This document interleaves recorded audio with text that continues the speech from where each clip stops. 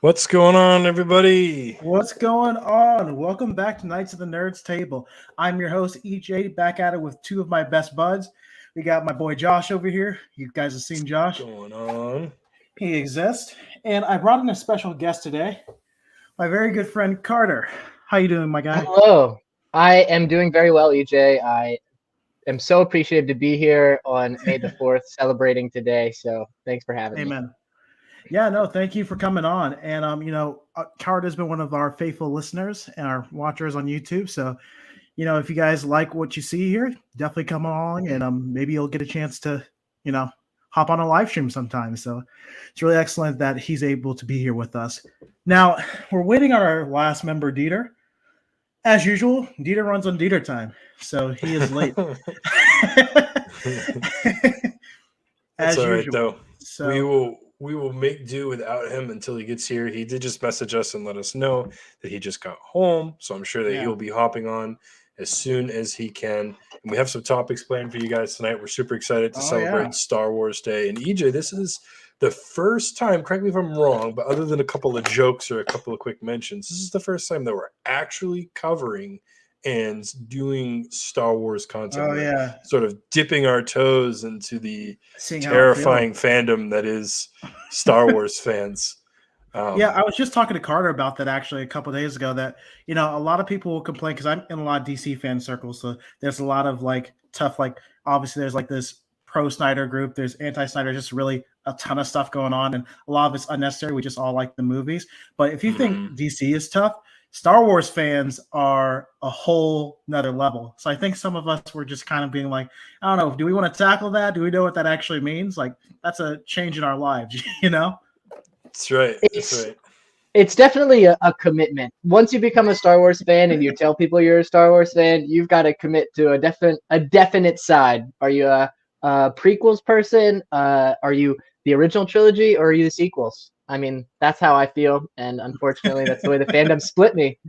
And we're definitely going to get into that a little bit later. We'll be chatting about the prequels and the older movies as well, the originals, and we'll talk about everything, and we'll have to have that conversation, sort of rank them and decide which ones we like better, and maybe we'll have some division amongst the Knights here at Knights of the Nerds Table, but we'll save that for when Dieter is here, because as we all know, Dieter absolutely has an opinion and is not afraid to share it.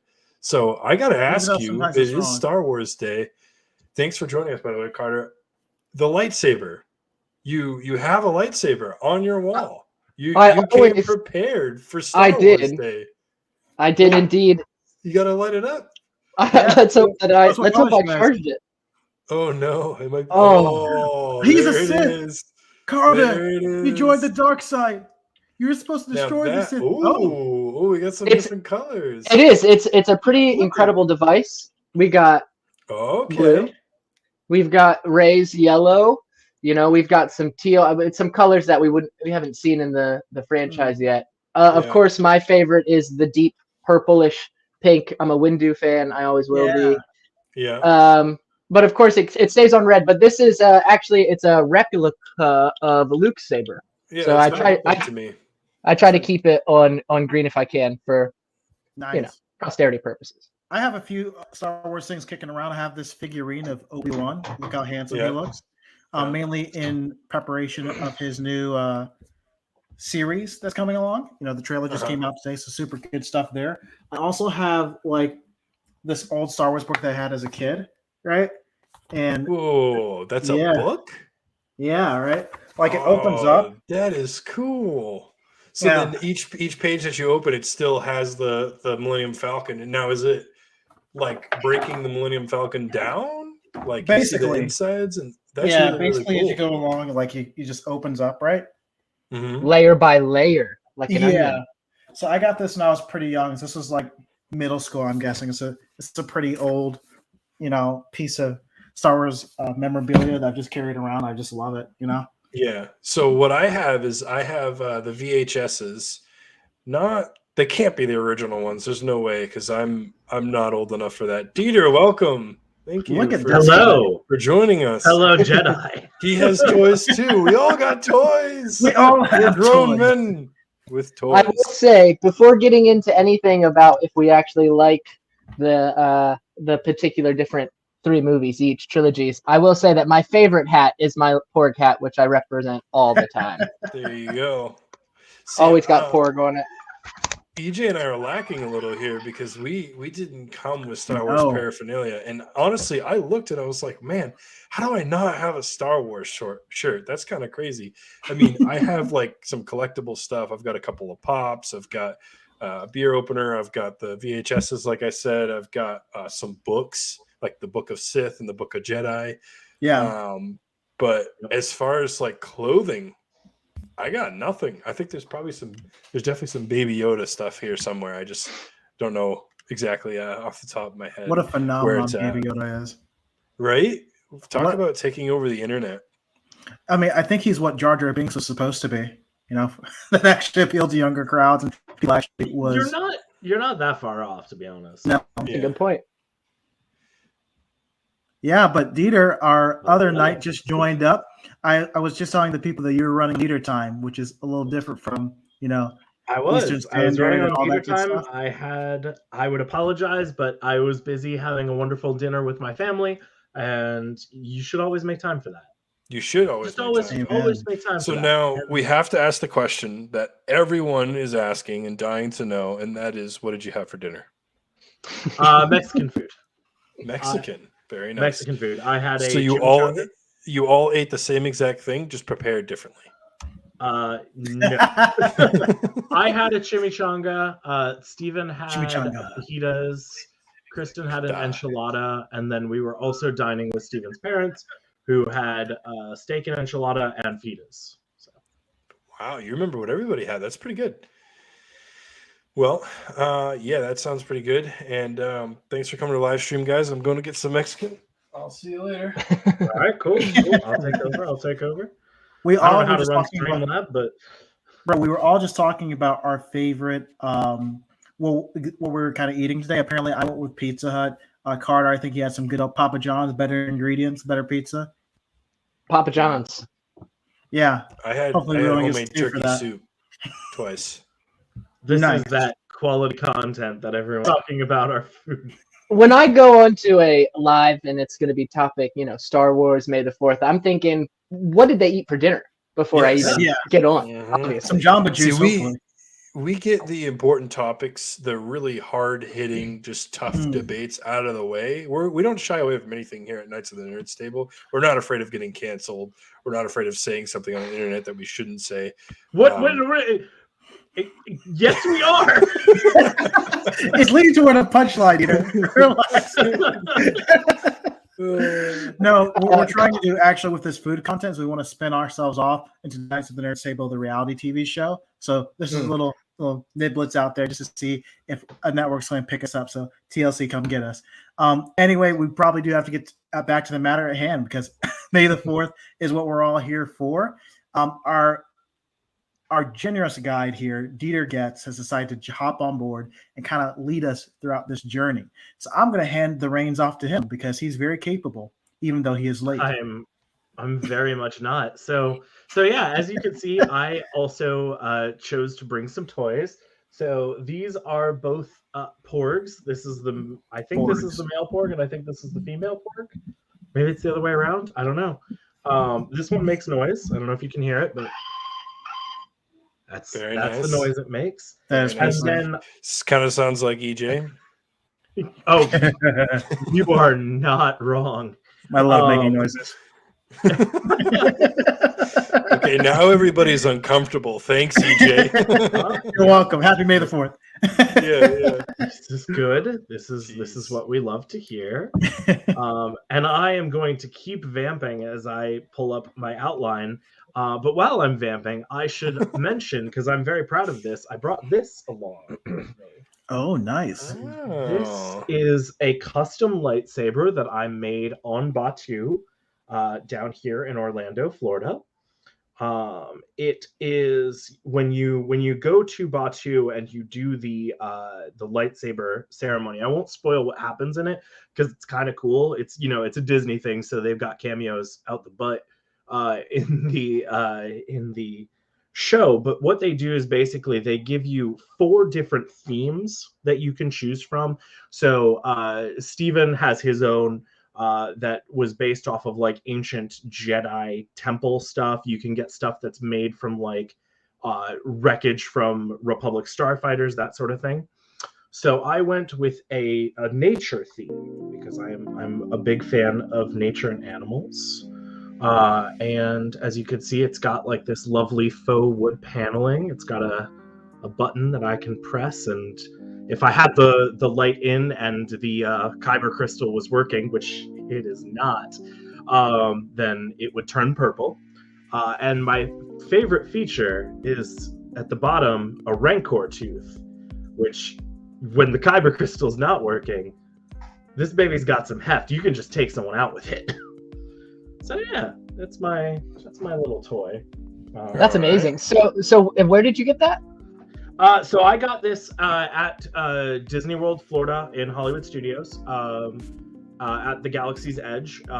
Basically, you can pay way too much money. You can pay like $200, and basically what they do is they go through this whole lightsaber crafting ceremony with this Jedi guide. And honestly, if you're a Star Wars fan and you've always wanted to make your own lightsaber, it's kind of like the make your own wand vibe at Universal Studios down this way as well.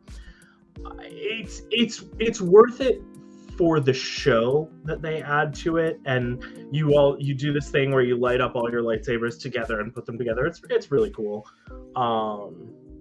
It's also worth noting, I see you've got it looks like, is that a replica of Luke up above you? Luke saber? Yeah, that's a Luke saber. Yes. Yep. If you're looking to stock up on more replica sabers, Disney in the parks has I think they call it the Shadow Collection or something like that. Beautiful, finely crafted replica sabers, just like that one. So I've heard a lot about going to the parks and getting kyber crystals put into sabers and doing the whole saber, extravaganza that they have. So what's the deal with like picking your color? So I feel like people get the little capsules in videos that I've seen, and they take it out and they're like hoping they got a black crystal, or they're hoping they get a certain color. Can you choose the color when you do this one? Yeah. So I'll actually I'm gonna work some magic. Dismantle it here for a second. Yeah. So yeah, when you are in the actual, I hope I remember how to put this together later. When you are in the actual lightsaber creation ceremony, what they do is they pass around this tray that has the little crystals on it. I'm gonna pop mine out here. Hope I remember how to put that together later. So this is the kyber crystal that came in mine. Very cool. And so they pass this tray around, and it's your basic color choices. So it's red, blue, green, orange, yellow, and purple. And they kind of walk those crystals around. And when they did mine, 2 other people had snagged the only 2 purples on my tray. And I'm a huge Mace Windu mark, so I was about to lose it. And the guy, I guess the guy running it saw that I was like, no, that's not right, because he was like, do you see the color that calls to you? And I was like, no, I don't. And he was like, understood, and moved on down the line. And they came through with another tray that had the purple on it. That's great. That's great. And just before you got online, I was just saying how I usually keep my saber at purple because I'm a big Windu fan. He's probably top 3 for me when it comes to Jedi. So that's cool. We're definitely going to get into that later. Dieter has that as part of our criteria to start talking about our favorite Star Wars characters. EJ, welcome back. Thank you for joining us. Yeah, my internet keeps on deciding not to work. It's been doing that all week for work as well. So it's been really challenging. Right. Did I miss anything great? Did I miss a We'll just Dieter keep story? on rolling. Dieter was just talking about his lightsaber. Kyber crystal. Yes. Oh, nice. So I will tell you one other cool thing about these, because I genuinely think this is dope. Before we dive into the meat of the subject, these kyber crystals, like you said, when you're in the parks, you can buy a little baggie, and basically it's like a blind box, and every once in a while you can get either a white or black crystal, which is rare. And I don't have either of those. But what's cool about these is when you're in the park, you can also buy holocrons, repositories of Jedi and Sith knowledge. And there's a compartment on the holocrons where you can put in one of the Kyber crystals that you got. And because these Kyber crystals have like this RFID reader basically in them that controls the color of the lightsaber, the holocrons know how to read that RFID. And so when you put in the crystal and you close it and you turn on the holocron, depending on what color crystal is in there, you will hear the voices of different Jedi from throughout the franchise. So purple, obviously, you hear from Mace Windu. Green, you hear from Qui-Gon Jinn. Blue, you hear from Obi-Wan Kenobi. It's honestly really cool how they put it all together. Wow. But yeah, so we're here to talk about May the 4th, which is, as we all know, the greatest holiday in geekdom. Oh, shut up. He's trying to jump off my shoulder. I'm trying to put it back, and every time I do, he screams at me. And I thought it would be interesting because the Bear and the Beard, our good friends from the Bear and the Beard podcast, made a point of saying that every time they go on our podcast with us and do our live streams with us, they always learn something. And I have taken that as a personal challenge. Of course you now, did. Every time we do a live stream, I'm gonna come with some trivia and with some knowledge. So I decided it would be fun to look up the history of May the 4th. And I gotta say, I shout out to StarWars.com. They had the same thought I did because they posted a cultural history of May the 4th. And it's interesting. May the 4th has been around almost as long as Star Wars has, but its origins are super fuzzy. Like there is no one group that started May the 4th. You would think it would be like the 501st Legion, which if you're not familiar with the 501st, they are a group of cosplayers who specialize in creating replica armor and uniforms from the Star Wars universe. You'll see them at pretty much any con you go to. They're great people. Definitely check them out if you've not before. But it does appear that historically, people have always kind of associated May 4th with May the 4th be with you. The first recorded reference of the phrase being used, and EJ, you're gonna want to clench up here, buddy. It was used on May 4th, 1979, after the Iron Lady herself, Margaret Thatcher, was elected as Prime Minister of the United Kingdom. Her political party placed an advertisement in the London Evening News that read, "May the 4th be with you. Maggie, congratulations." So the first recorded use of May the 4th be with you as a pun didn't even have anything to do with Star Wars. It was just a bunch of fucking Tories getting all up. So that's if the Bear and the Beard are listening, that's your fun fact for today, is that May the 4th be with you is conservative propaganda, and we will not allow it. Tories, those damn Tories. The goddamn Tories. And since then, the pun has appeared here and there and everywhere. The first organized celebration that I was able to find with my 2 Google searches was in Toronto, Ontario, Canada, where they watched, I believe, the original film and just had a costume contest and had a good time. It was basically like a little mini con. To my knowledge, that is ongoing, but I don't know if that's still the case.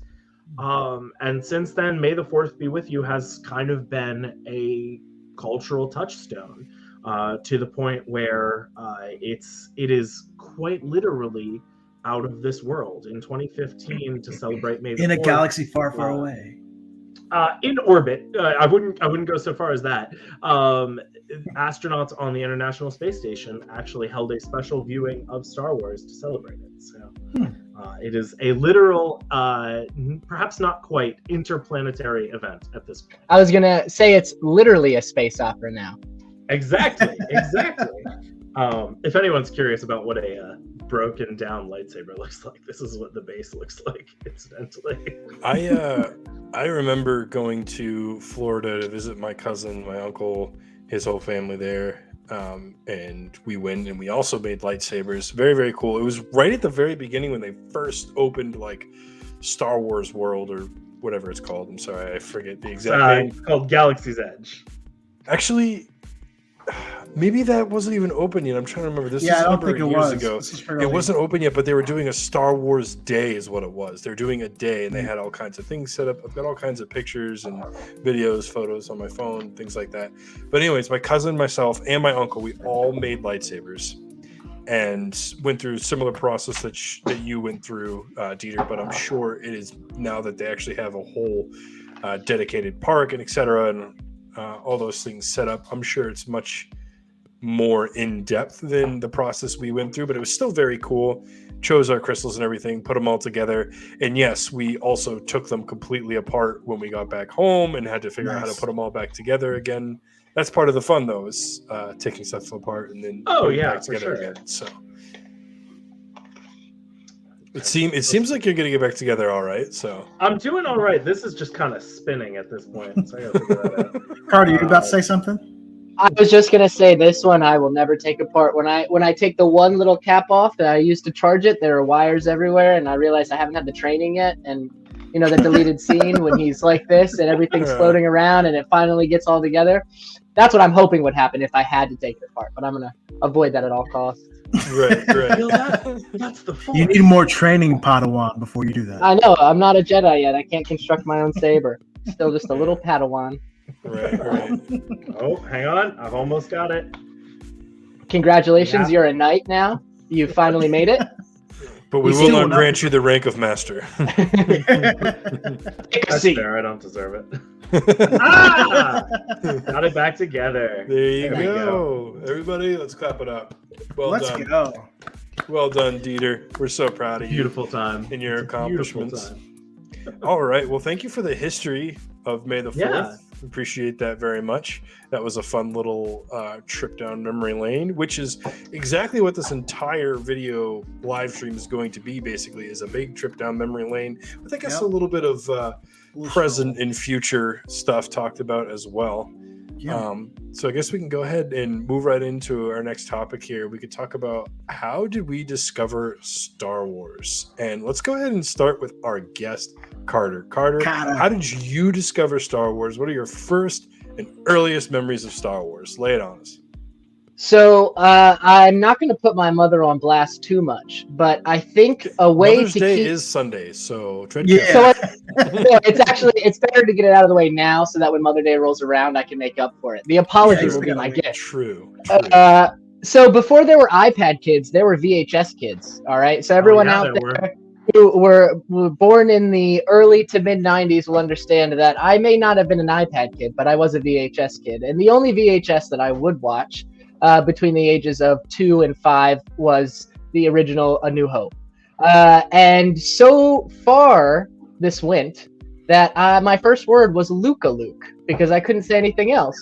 And when I was upset or mad or angry or I needed some way of distraction, I would say Luke before I said Ma, Dad, anything. And they would throw on A New Hope and I would watch it. So unfortunately, I don't have a first memory of discovering Star Wars, but I can say that my first word ever was Luke, my rendition of Luke to keep me safe, you know? Needed my Jedi friend to make me happy. You were born in it, molded by it. Exactly. I love that. That's like the most Star Wars story I've ever heard. Like that seems like you Right? That your immersed it first from word the- was Luca. Yeah, Luke. wanna go And out and Luke. the reason why I don't want to put my mom on blast right now is just because I realize it's probably not the best thing to say that my mom just plopped me in front of the VHS with the dome screen and I had to sit there 3 feet away just to see the details. It's probably why I need glasses now. I mean, that's true, but like, you're a '90s kid. That's how it Yeah. was. It's the way it So- is. Mm. Yeah, don't worry. We don't have a lot of soccer moms that watch us yet, so we should be fine. Not yet, Too anyways. bad. We'll see. That's the new market we're actually trying to target is the Yeah, soccer that's mom the market. cooking show we're gonna start. Is targeting the soccer mom. It's the quick and easy way to get your Papa John's And- delivered. Hey man, Mhm. Into the Nights first. We're gonna have so many spin-offs. It's gonna be crazy. The IPs off of this. We have 60 subscribers, dude. Like, let's wait I'm until we get like dreaming. a Patreon before you're pitching new shows. I know, right? I'm dreaming. Since I'm talking, I'll just go ahead and start with mine. What I'll say is that for me, Star Wars was something that was very much so a part of my early. I would say around 7 or 8, because that's when the new Star Wars movies came out. So I actually, unfortunately, watched The Phantom Menace first as a first, Star Wars introduction. I'm sorry to hear that. Yeah, no, me too. We'll talk about that later. But it was just kind of the era that I was born in, and one thing I will say that regardless of of how those movies were received, but the effects at the time were very groundbreaking. And I recently just rewatched them, and I saw a lot of the elements that would lead to some of the action films of that day and even beyond. So even though there was a lot of things you could complain about, I would definitely say they were groundbreaking in their own way, especially from the visual effects perspective. The one thing I will say that Star Wars always, inspired in me is that no matter what's going on, you have to always do what's right, right? No matter what dark force around you or how much the dark side tempts you, you got to continue to be kind of in your character. I think that's what's made Star Wars a standing icon, regardless of how the quality of movies have been out, because we're more immersed in the world of what Star Wars is in, and it can survive a couple few bad theatrical releases while at the same time maintaining a large fan base. So I'm still so excited to see what else this world has in store, and I can't wait to watch Obi-Wan, which is coming out, I think, the 27th of May. Mm-hmm. It's right around the corner here. What about you, Josh? So for me, I remember, so you got to go way back in time, like 23 years ago, somewhere in there, maybe like 22. I'll say I was 5. I'll just say I was 5. It was pretty close, 5, 6, somewhere in there. And we had a library, and younger kids and audience members might not know this, but back in the olden days, you could go to your library and you could rent VHSs, and it was pretty lit. You walk in there and you go back to the video section and you just see all the different videos, and you take whatever ones you want up to the front. I'm sure they had rules. I don't really remember. Like, you probably only take out like 5 at a time or whatever it was. I doubt you could just, empty their selection out and throw it in the back of your car. But I gotta jump in here real quick and just mention for everyone at home, you can still rent, maybe not VHSs, but books and DVDs and CDs from your libraries local library. do still And you should exist. support them. Yes, they're you are Support your local absolutely libraries. Correct. Yes. Thank you, Dieter. That is a very good message. And yes, support your local Dieter libraries. says. we're working on the t-shirts now. All right. So, Merch drop this Friday. Right. So, anyways, yeah, you could rent VHSs, and I remember going to our local library and finding The Empire Strikes Back on VHS, and I was like, "This looks really cool. There's lasers on the front and space stuff. I want to watch this." My 5/6-year-old brain, whatever it was. So we took it home, and I watched it, and I was like, oh my goodness, that was amazing. And I proceeded to rent that film over and over and over again. I don't even know how many times. Eventually did watch all the other movies as well. And then I watched the prequels as they came out. And then I have watched all, I'll be honest with you, this is maybe like probably not the right thing to say, but I have watched all the movies except for some of the newer ones. I haven't actually seen Rogue One. I haven't actually seen Solo. We'll get into that a little bit more once we get into our actual rankings of the movies. But started with the library, and the rest is history. And I might not have watched some of the newer movies, but that's more of just because I don't like them as much. It's not because I don't like Star Wars, or I don't like the lore, or I don't like the stories. I mean, there's also, side note, there are so many novels out there. There's comics, there's novels, but the books, oh my goodness, there are some really, really, really good Really, really good books. We're gonna Definitely get check them out. Yeah. So we'll bad they're not talk canon about that anymore. later on, but yeah. So there's the story. So we'll kick it on to Dieter so he can top us off here and tell us how he discovered Star Wars or how Star Wars discovered him.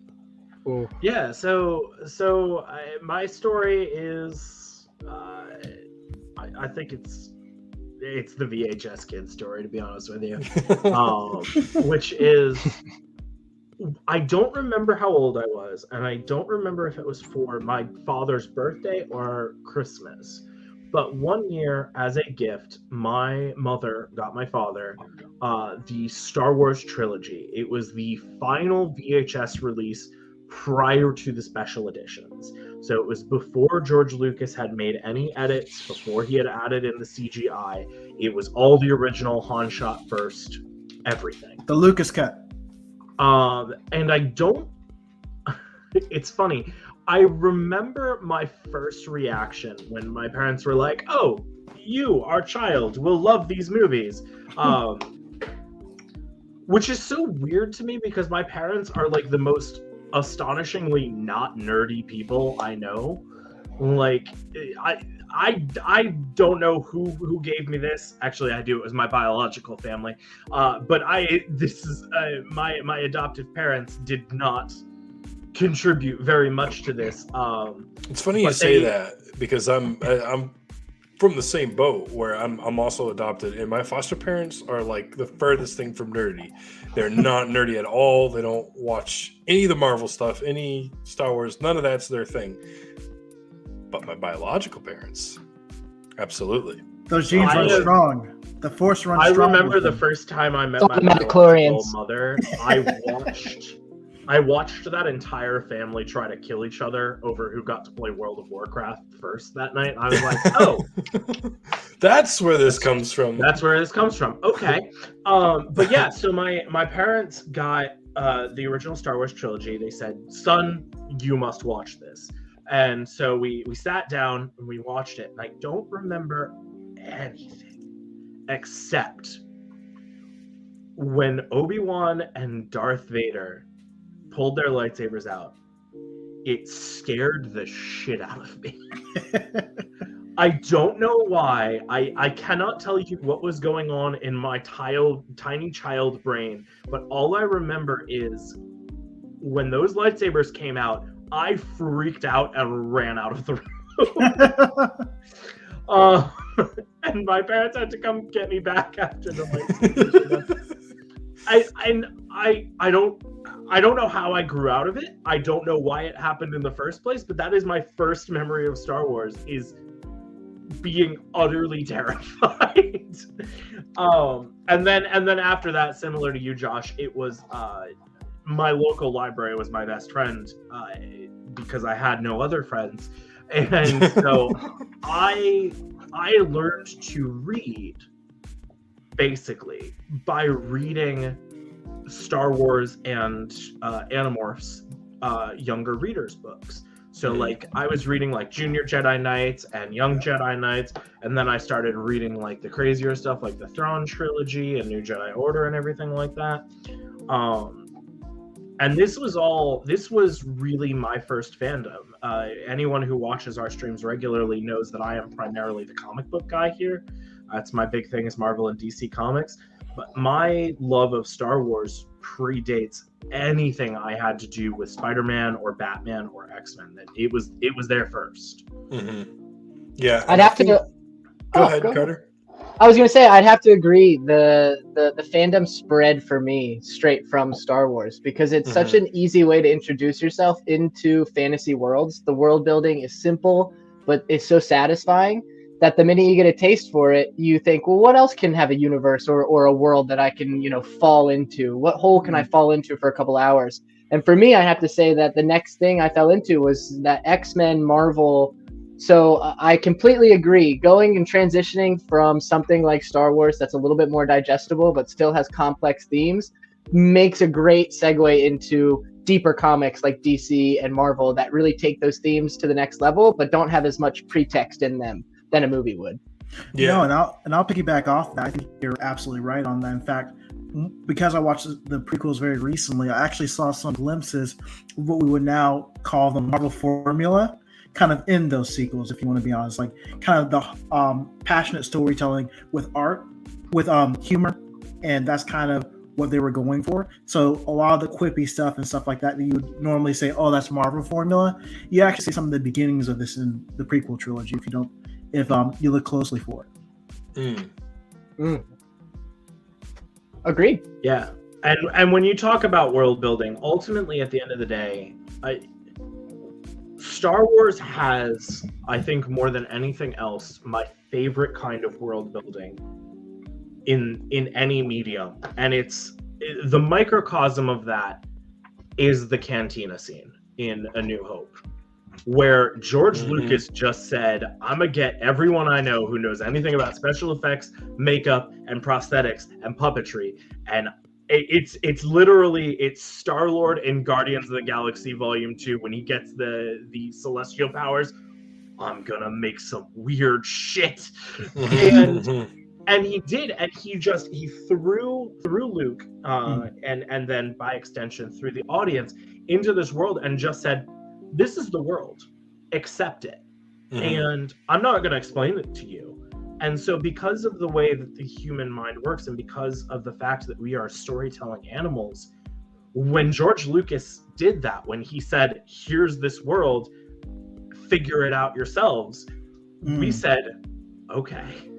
And we started creating stories. And I mean, it's become a joke on the internet at this point. Like if you go to Wikipedia and you can look up a dude who's in a 3-second frame in fucking Maz Kanata's bar in episode 7, and they'll have a mile-long Wikipedia article.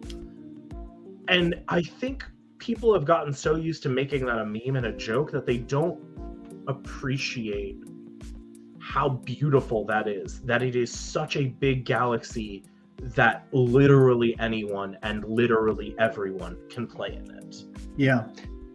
I think that one of the greatest things that really got me into Star Wars' galaxy without questioning it, like the what made it so I could suspend my disbelief, is that all of the like equipment that they use in Star Wars is really just equipment that we use every day in our plumbing and in our hardware stores. They went out, they bought random things and pieced it together. I know in episode 1, when Qui-Gon finally and Obi-Wan get taken to Anakin's little shack and they're meeting Shmi for the first time, and he's showing Padme the C-3PO when he's like kind of bare bones. And right above him is a little toy that looks like one of those handheld lacrosse throwers. And I had it as a kid, and I see it hanging there just spray painted gold, and I don't think to myself, that's a lacrosse thing that I had as a toy as a kid until I'm an adult. When I'm a kid, I'm thinking, God, that looks familiar. Everything just looks like it's real life, but in fantasy. I just love that. I love that they had to use their environment around them and things we use every day and make it into this sci-fi opera, not just CGIing everything that we can't really connect with. Yeah, and I think that the interesting part about the whole world building thing and thinking about the different franchises that have clearly taken inspiration from Star Wars when it comes to world building and creating that just immerse universe, galaxy, etc., that you can get lost in and really push the boundaries of reality and things that imagination, things that you could see. I think that the timing of it was like perfect, because if you look back at what was happening when those first Star Wars movies came out, especially the first one, A New Hope, and then moving forward, we didn't really have, obviously, like the Marvel Cinematic Universe or DC, whatever you want to call what they're trying to do, but failing miserably at. Those steps came. Harry Potter, like these are all like huge franchises that all came after Star Wars. Now Harry Potter's a little different. It started with books, right? Lord of the Rings, similar thing, right? It started with the books, but this whole idea of world building and creating this universe that has so many different ways you could approach it. Between like the art, the fan articles, the fan novels, the there's plays, there's, I mean, you name it, it's just grown and grown and grown, and it is not going anywhere. And people still love Star Wars to this day. And I think that the majority of people that are around our age, 25 to 30, right in there, maybe a little bit wider of a range than that, maybe even like 20s to late 30s, that the time period when you kind of grew up watching Star Wars, that if you are in this sweet spot, that was really your first introduction to certainly to sci-fi, I would imagine, into like the imagination of movies and film, just doing things different than what is actually reality. So I think it's really cool to see us grow up and our interests are still like they align somewhat, but we haven't moved on from Star Wars, but we've also grown into so many other things that I feel like we appreciate so much more because of having the Star Wars background and having that nostalgia. I mean, I think we all can agree here. We wouldn't be on this live stream and talking about this if we didn't agree. Like, the nostalgia that comes with Star Wars is like second to none. It's just so ingrained in like culture and in who we are as nerds. Like, it's iconic. It really is, and it's like impossible to find somebody that doesn't know about Star Wars. You can find people that haven't seen the movies; they're really weird and alien. But you can find those people. But what you can't find are people that don't know about it. Like that just doesn't exist. That you say Star Wars, and they're like, "What's Star Wars?" Right? Yeah. Go ahead, Carter. No, I was just agreeing. Yeah, no, I think that gives us a really good plateau to go kind of further into this, because you're right, Josh. Star Wars is kind of like the first major movie IP that we had. Mm-hmm. You know, it was kind of the creator of the blockbuster, really. You know, so in a lot of ways, not only did it transform nerddom, but it also transformed Hollywood in more ways than one. And George Lucas is definitely the grandfather of all of our favorite other action heroes, like Steven Spielberg, even Christopher Nolan. All those guys kind of took a lot of inspiration from Lucas, not just from a storytelling perspective, but also from a shot perspective. If you look at a lot of the different types of shots he took, especially in the early films, a lot of them have been replicated over time. So I think that kind of gives us a great way to bounce into this, because we've been agreeing and loving things way too much. Now we got to talk about the stuff that divides us as Star Wars fans. Yeah, let's get into the meat of it. Yeah. Let's start debating some stuff. I want to be clear. When I wrote up the outline for this stream, this was the only thing where I was like, okay, we're going to get a little bit of hate. We're going to get a little bit of dark side. Everything else is going to be love. But this segment right here, this is where we get a little feisty, because everyone's got their ranking of Star Wars. How do you want to do it, Dieter? Like, do you want to do it in order? Do you want to do it like how do you want to cut this turkey? Okay, well, we didn't even introduce what we're doing. So we are going to rank all the Star Wars films right here live in front of all you guys. We're going to make fools of ourselves and talk about our favorite films and our okay films, and maybe some of the films we don't like at all. Dieter, go ahead and take us away. Yeah, so I think the easiest way to do this is I want to build to love. So I want to start from our least favorite Star Wars movies, and I want to get to our favorite Star Wars movies. And I'm going to be keeping track of this. And then I will send this table to Josh, and he can do math with it later if he wants. But I think the best way to go about doing this is I think we do it round robin style. Just start from your worst, go to your top, then around and around. So I'll start with mine, then pass to EJ, pass to Josh, pass to Carter. For rules, because we need rules on this.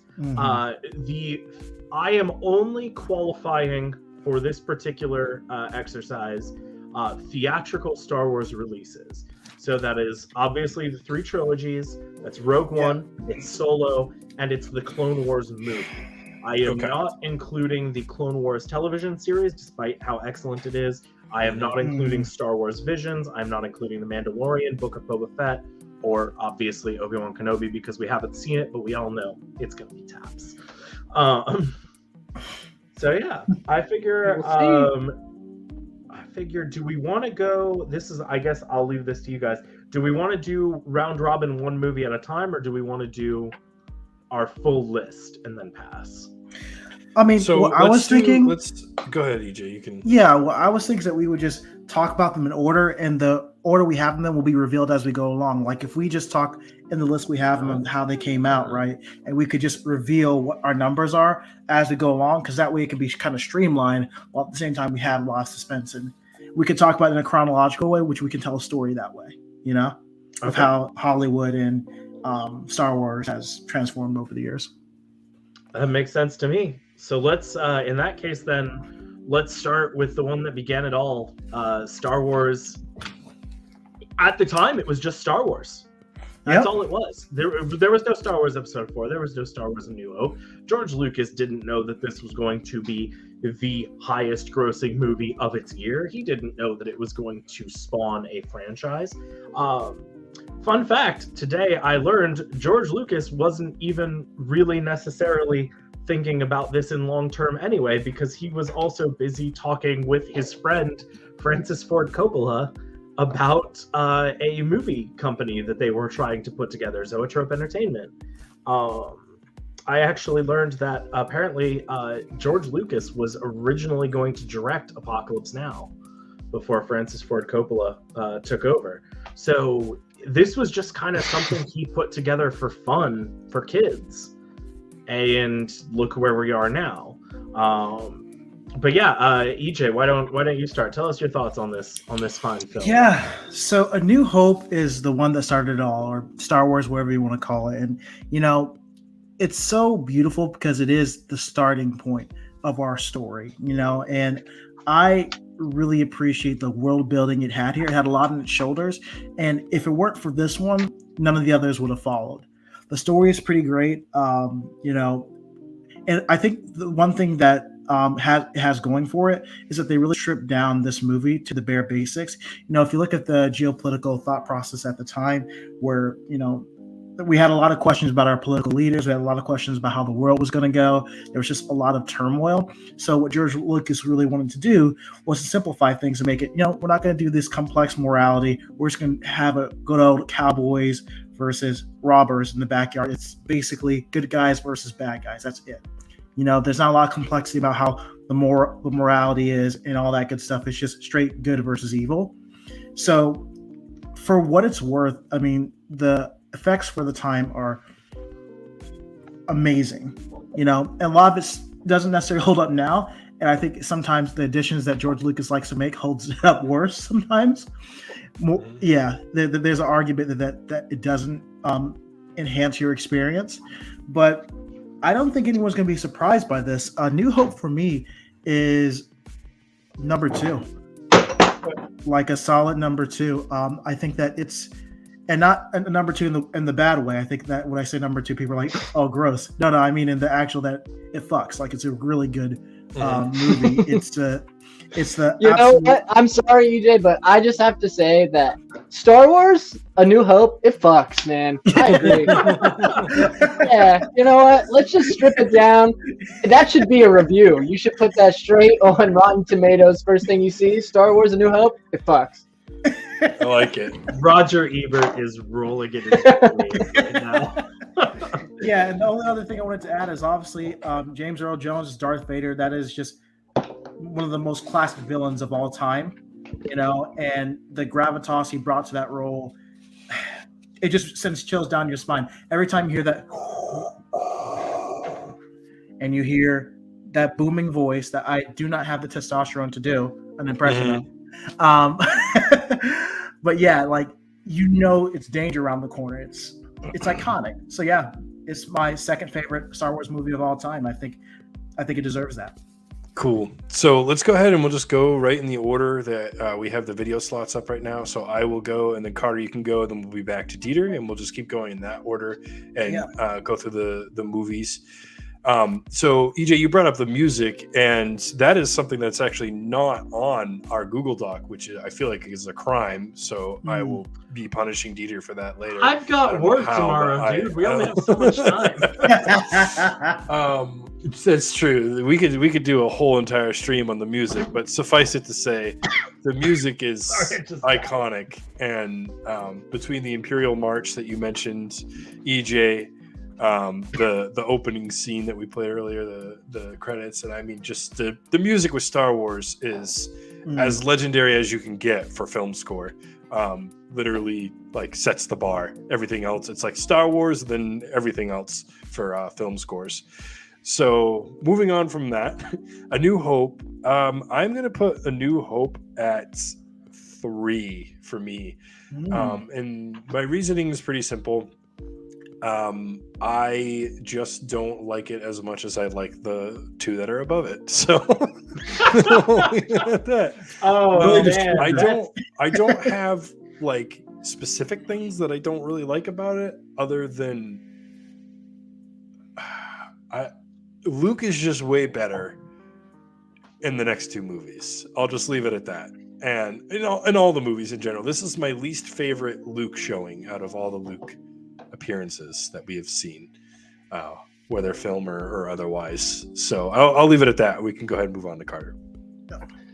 Perfect. So A New Hope for me, it's really tough putting all these in a ranking. I think that goes without saying.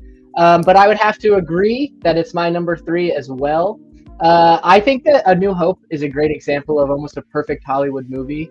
The pacing is incredible. The action for the time, and even now, if you look at the way they've remastered it with slight CGI, it still holds up super well. And I haven't seen the original in a long time, so I probably couldn't even tell you if I've seen the full original since I was a kid. But yeah, I'd have to say number 3 for me.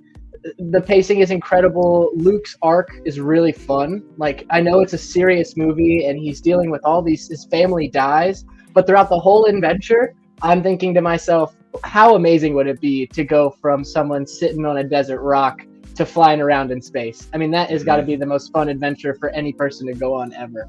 So, you know, I think I'll keep it simple with that. There's not much that hasn't been said about this movie. It could be considered a perfect movie in a lot of people's eyes just from the way that it's been constructed. But as a Star Wars film itself, it holds up, but it's definitely not my favorite. And we'll get into that later. All So right. what was your number, Carter? 3rd as well. 3rd as well. Okay. So yeah, I'm gonna give it 3rd favorite as well, and I think Carter kind of summed it up about as well as you can. As again, viewers of the stream know, I am a huge fan of professional wrestling, and I promise this is relevant. I'm sure it is. And so one of the things that you learn when you learn how to love professional wrestling is a lot of wrestling is so flashy, and there's, you know, guys getting thrown through tables and doing like 360-degree rotations in midair and then landing off of giant ladders, and that's all a lot of fun. That's a ton of fun. But there's also something to be said for 2 guys going out in the ring and just doing the fundamentals, but doing them perfectly. And when you see that, and you'll know it when you see it, there's something about it that's always extremely special, because you're getting to the core of that art form, and you are exposing to the world why that art form works all the time, because the basis upon which everything else is built is so strong. And New Hope is that movie. It is, as anyone will tell you, it is literally just George Lucas reading word for word Joseph Campbell's Theory of the Monomyth and putting lasers in it. But he does it so effectively. Luke Skywalker being the archetypal hero who denies the call and is forced into it, and yes, is young and insecure. Mark Hamill plays it perfectly. Carrie Fisher is the archetypal love interest who also knows how to take care of herself. Harrison Ford, first of all, you want to talk about things in A New Hope that fuck. Harrison Not Ford. in that movie, but definitely later on. I don't know. Him and Greedo might have had a thing before. That's why he was so mad. Even Alec Guinness, who famously hates Star Wars, like that man hated Star Wars and was phoning it in 100% of the time. But when you're Alec Guinness and you're phoning it in, it's still excellent. Everything about the execution of Star Wars is excellent. And so it doesn't matter that it's cliche, it doesn't matter that it's derivative, because it does the basics so well. So yeah, I love it, and I'm gonna put it as my third favorite Star Wars movie. Fair enough.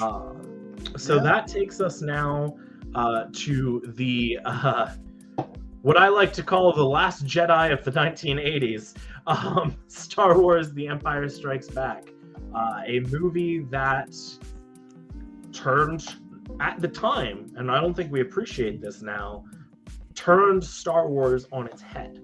And I will give this, this is my second favorite Star Wars movie of all time. It did everything great that the first Star Wars did, and then it did more, and it did it differently. Introducing Yoda as the new mentor. First of all, Frank Oz, wonderful. I believe the Henson Company was directly involved in the creation of the puppet. Yes, you're correct. All amazing. And it was a movie about hardship, but not a movie about the loss of hope.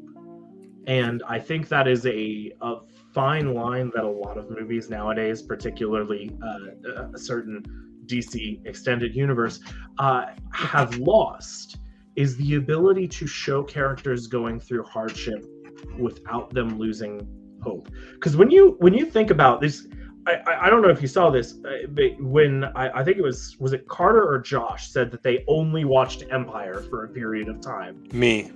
It was Josh. My jaw dropped, because like, how can you just have watched Empire? Like, weren't you concerned about Han? Like, weren't you concerned about whether Darth Vader was lying about being Luke's dad? Like, all this crazy stuff happens, and then the movie just stops, and it makes you need more. It makes you need to find out what happens to these characters because you're so invested in them. And yeah, it's just great. It's great. I love it. Yep. All right. So you gave it your number 2, right? All right. Awesome. EJ, moving on to you. Yeah, sure. Nah, guys. I mean, I hate to pull it out this early, but screw it, guys. Yeah, this is my number 1. This is the best Star Wars film of all time. And if you're saying anything else, you're wrong. So here's why. All right. I'm not just going to yell at you and tell you why it's great. I'm going to give you I'm going to spit some facts for you. All right. This is one of the first movies that really treated the theatrical experience as a theatrical experience, not just a movie, right? Mm-hmm. Where they wanted to leave you on a cliffhanger at the end, where you had to wait a few years to figure out if all that was true. It is, for its time, it is very similar to what Marvel did, right? With Avengers, not Infinity War. Infinity War, yep. And we only had to wait a year. Correct. So that shit was done, packed up, and ready to go before it was the first one even released. Exactly. So this one put you on the edge, twisted the mythology of Star Wars, gave it to you, and said, now you have to sit with that for a few years, and we'll get back to you when we're ready to finish the story. So no, it shows a Luke rising from the ashes and kind of, going head to head with Darth Vader, and Darth Vader kind of twisting him a little bit and giving him the curveball with the revelation that he's the father, and which spawned so many memes. And at the end of the day, him so actually many incorrectly quoted memes. I know, right? And then I'm your father. No, I am your father. No, I'm your father. I'm your father. Is that what it is? The memes have corrupted me. I've turned to the dark side a little bit. I have my spirit confused. But yeah, no, this is my favorite. I think that it does everything well. All the characterizations are great. You get to see all your characters go through immense trauma. Luke loses his arm. Hans goes and gets frozen. Spoilers. Jeez. Yeah, 50 years ago. So yeah. But yeah, no, this is my favorite. And it's one of the first ones movies that when you went there, you're like, oh yeah, if I go to church tomorrow morning, my pastor's going to preach about this. I use everyone as kind of like a a comparison to biblical characters. Mhm. EJ, I have known you for a long time, and that is far and away the most evangelical sentence I've ever heard you say. Wow. All right. I mean, don't get me wrong. I know where you come from. I know you come Yeah. from it honestly, but I've never. This is a movie that your pastor's going to talk about tomorrow as the most evangelical sentence I've ever heard you say. It's true though, and Josh knows what I'm talking about. I do. So, EJ, we have a bit of a weird thing going on here. You stole my thunder a little bit, and you and I are in lockstep with this one, buddy. This is no! by far my favorite Star Wars movie. Let's Hands go. down, no competition. I love this movie. This movie is incredible. It's one of my favorite movies of all time. I can't gush enough about this movie. From Luke's journey, when he gets his training from Yoda and he gets stuck in the swamp, and the scene where he has the fake Vader, right, where he's going through that like tunnel in the swamp. Basically, it's like this ditch, and just the like slow-mo kind of like view. I mean, the absolute terror that I felt as a child when like Vader showed up. You were like, your mind was blown. You're like, this isn't possible. Like, this is the big scary man and like the villain, and he's right in front of Luke. And they're like, how is this possible? This can't happen. Obviously, it ends up not actually being Vader. But then he goes and he challenges But then Vader. you see that it's Luke's face in the Yes. in the helmet. That wrinkled my brain as a kid. Yes, it wrinkled Dream my sequence brain is- very much so.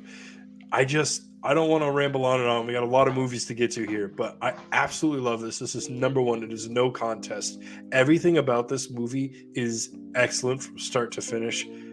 I haven't seen it in a while, to be honest, and talking about it now and just looking back on it, I really want to watch this movie again because it is so good.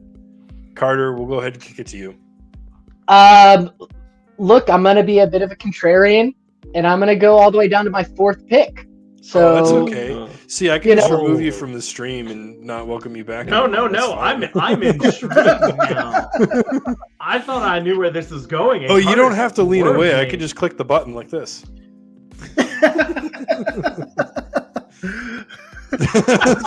He's discovering for the first time. I didn't know where I He was. doesn't know. The second you erased me from life, I couldn't see We anything. call it the limbo. Sometimes Dieter, Phantom or zone. EJ, the Phantom Zone, they need to be put in timeout, so I put them in timeout for a minute. Well, you can call me It's a- Danny it's a Phantom. I'm liminal ready to state. go. So I go love ahead. it, Carter. Let us know, why is this so far down at 4? Yeah, all the way down at number 4. Well, look, this is the thing. I think there's a big difference between being able to recognize what a great film is, something that has, like in a house, they say, the bones are good. If the bones are good, the rest of the house is something you want to buy. This movie, the bones are great. I think it really cemented the lore for Star Wars. We got Boba Fett coming in here. We've got different planets, not just Tatooine and a few spaceships and one getting blown up. We have real lore being built, as well as an incredible story. But it's not my favorite Star Wars. And that's where the list starts to change for me. I can recognize that this is a better movie than nearly any other movie on this list. If not, it is the best movie on this list. But it's not the best Star Wars. And there's a lot of reasons why. There are a lot of movies to go through, and I think I'll pick up on those as we go through each, particular movie and how for me, those movies are more of a Star Wars movie. This one is it did just enough for me to keep me in, keep me invested, keep the story going. But there I'm gone. And I'm gone away forever. Oh, hold on. We lost Dieter. Sorry, Carter, Yeah, so number that just 4. happened. Look, I appreciate that you guys don't think that it should be number 4, but you shouldn't destroy the whole stream just because I've chose a strange number. All right, we can be friends here. We don't have to. Working on it. We're losing everybody. Oh my goodness. What happened? We're all over the place here. I don't know. Technical difficulties. Well, looks like Dieter's having an issue with his camera. I'll go ahead and remove him from now and wait to see him pop up. But Carter, you can go ahead and carry on with your explanation. Well, I think I'll wrap it up with just saying that I think it's a phenomenal movie. I think that everyone should watch this movie and recognize that it's one of the best ever made, along with A New Hope. But when it comes to Star Wars, for me, Star Wars isn't about... He's back. Hello. Oh, nice. Star Wars for me isn't about the ending on a hard note. It's not a story that ends with people in detriment. For me, Star Wars ends in joy. You know, it ends in either joy or absolute destruction are my two favorite ways to end a movie. I want the movie to end with everyone in shambles and pieces, destroyed, or everyone happy and together and joyous. So to have the middle ground where, like, yeah, you got some bad news. All right, we're got to wait for the next movie. All right, I guess I'll just wait for the next movie. You know, I like completion. And for me, that's why this hits number 4. Okay. Interesting. Fair enough. No, You're wrong, but I mean, it's okay. You know, Well, you know, you had to disrupt the whole feed just to prove your point that I was wrong. So I think I know, right, you know. right. the stream couldn't take it; just collapsed on itself. You know. Seriously. Dieter, Well, welcome back. Thank you. I apologize for that. I had minor technical difficulties. That's okay. But that does take us. So if Empire Strikes Back is the incredibly complex dismount, it's time to see how the original trilogy sticks to landing, and that brings us to Star Wars Episode 6: The Return of the Jedi. Previously, it was going to be called Revenge of the Jedi, but then it wasn't. And this one I have as my 4th favorite. Now, it should be noted that just because it's my 4th favorite doesn't mean I think it's a bad movie. I think it's a great movie. And it was the one that I remember watching the most as a kid. And I think I remember watching it the most as a kid for the same reason that Carter was just talking about, of this is the one that ends in joy. And I do think it's important to note that my ranking here, Empire is my favorite film, largely due to the cinematography, the locations, the introduction of Lando Calrissian, greatest character ever, forgot to mention that, and Yoda. It gives you all of those original things, and that's why it places it at 2. The ending is just, I think, so culturally significant. Return of the Jedi, though, if you want a feel-good movie, I feel like this is your guy in the Star Wars saga. It's just fun. Mm-hmm. It's just fun. You get to see Luke showing up at Jabba's palace doing all that nonsense. Carrie Fisher doing her best despite what the costumers were trying to do to her. I like Ewoks. I'm just gonna say it. They're scary cannibal bear monsters, and I love them.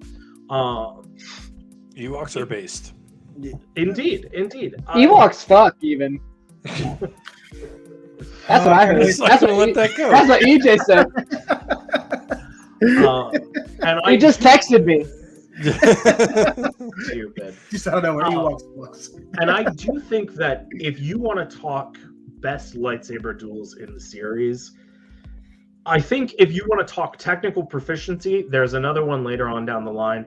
But if you want to talk about the lightsaber duel that has the most, for me, the most emotion, the strongest through line of story, it's Luke and Vader in this movie. Don't get me wrong, Luke and Vader in Empire is a great duel. The way that it goes all across the under parts of Cloud City is amazing. But this one, where they, through their physicality, show Luke struggling with hate and rage and finally rejecting it, it's chef's kiss. It's amazing. So yeah, I love Return of the Jedi, but it is my 4th favorite. Fair enough. Nice. Moving on to you, EJ. Yeah. So Yeah, this one's coming in at number 4 for me as well. So I am in a lot of agreement with Dieter. First of all, Empire Strikes Back was a way of taking all the pieces and breaking them up. Return of the Jedi is putting those pieces back together, right? So you get that happy ending. We even get cameos at the end that George Lucas keeps switching up because at one point it's Alec McGuinness.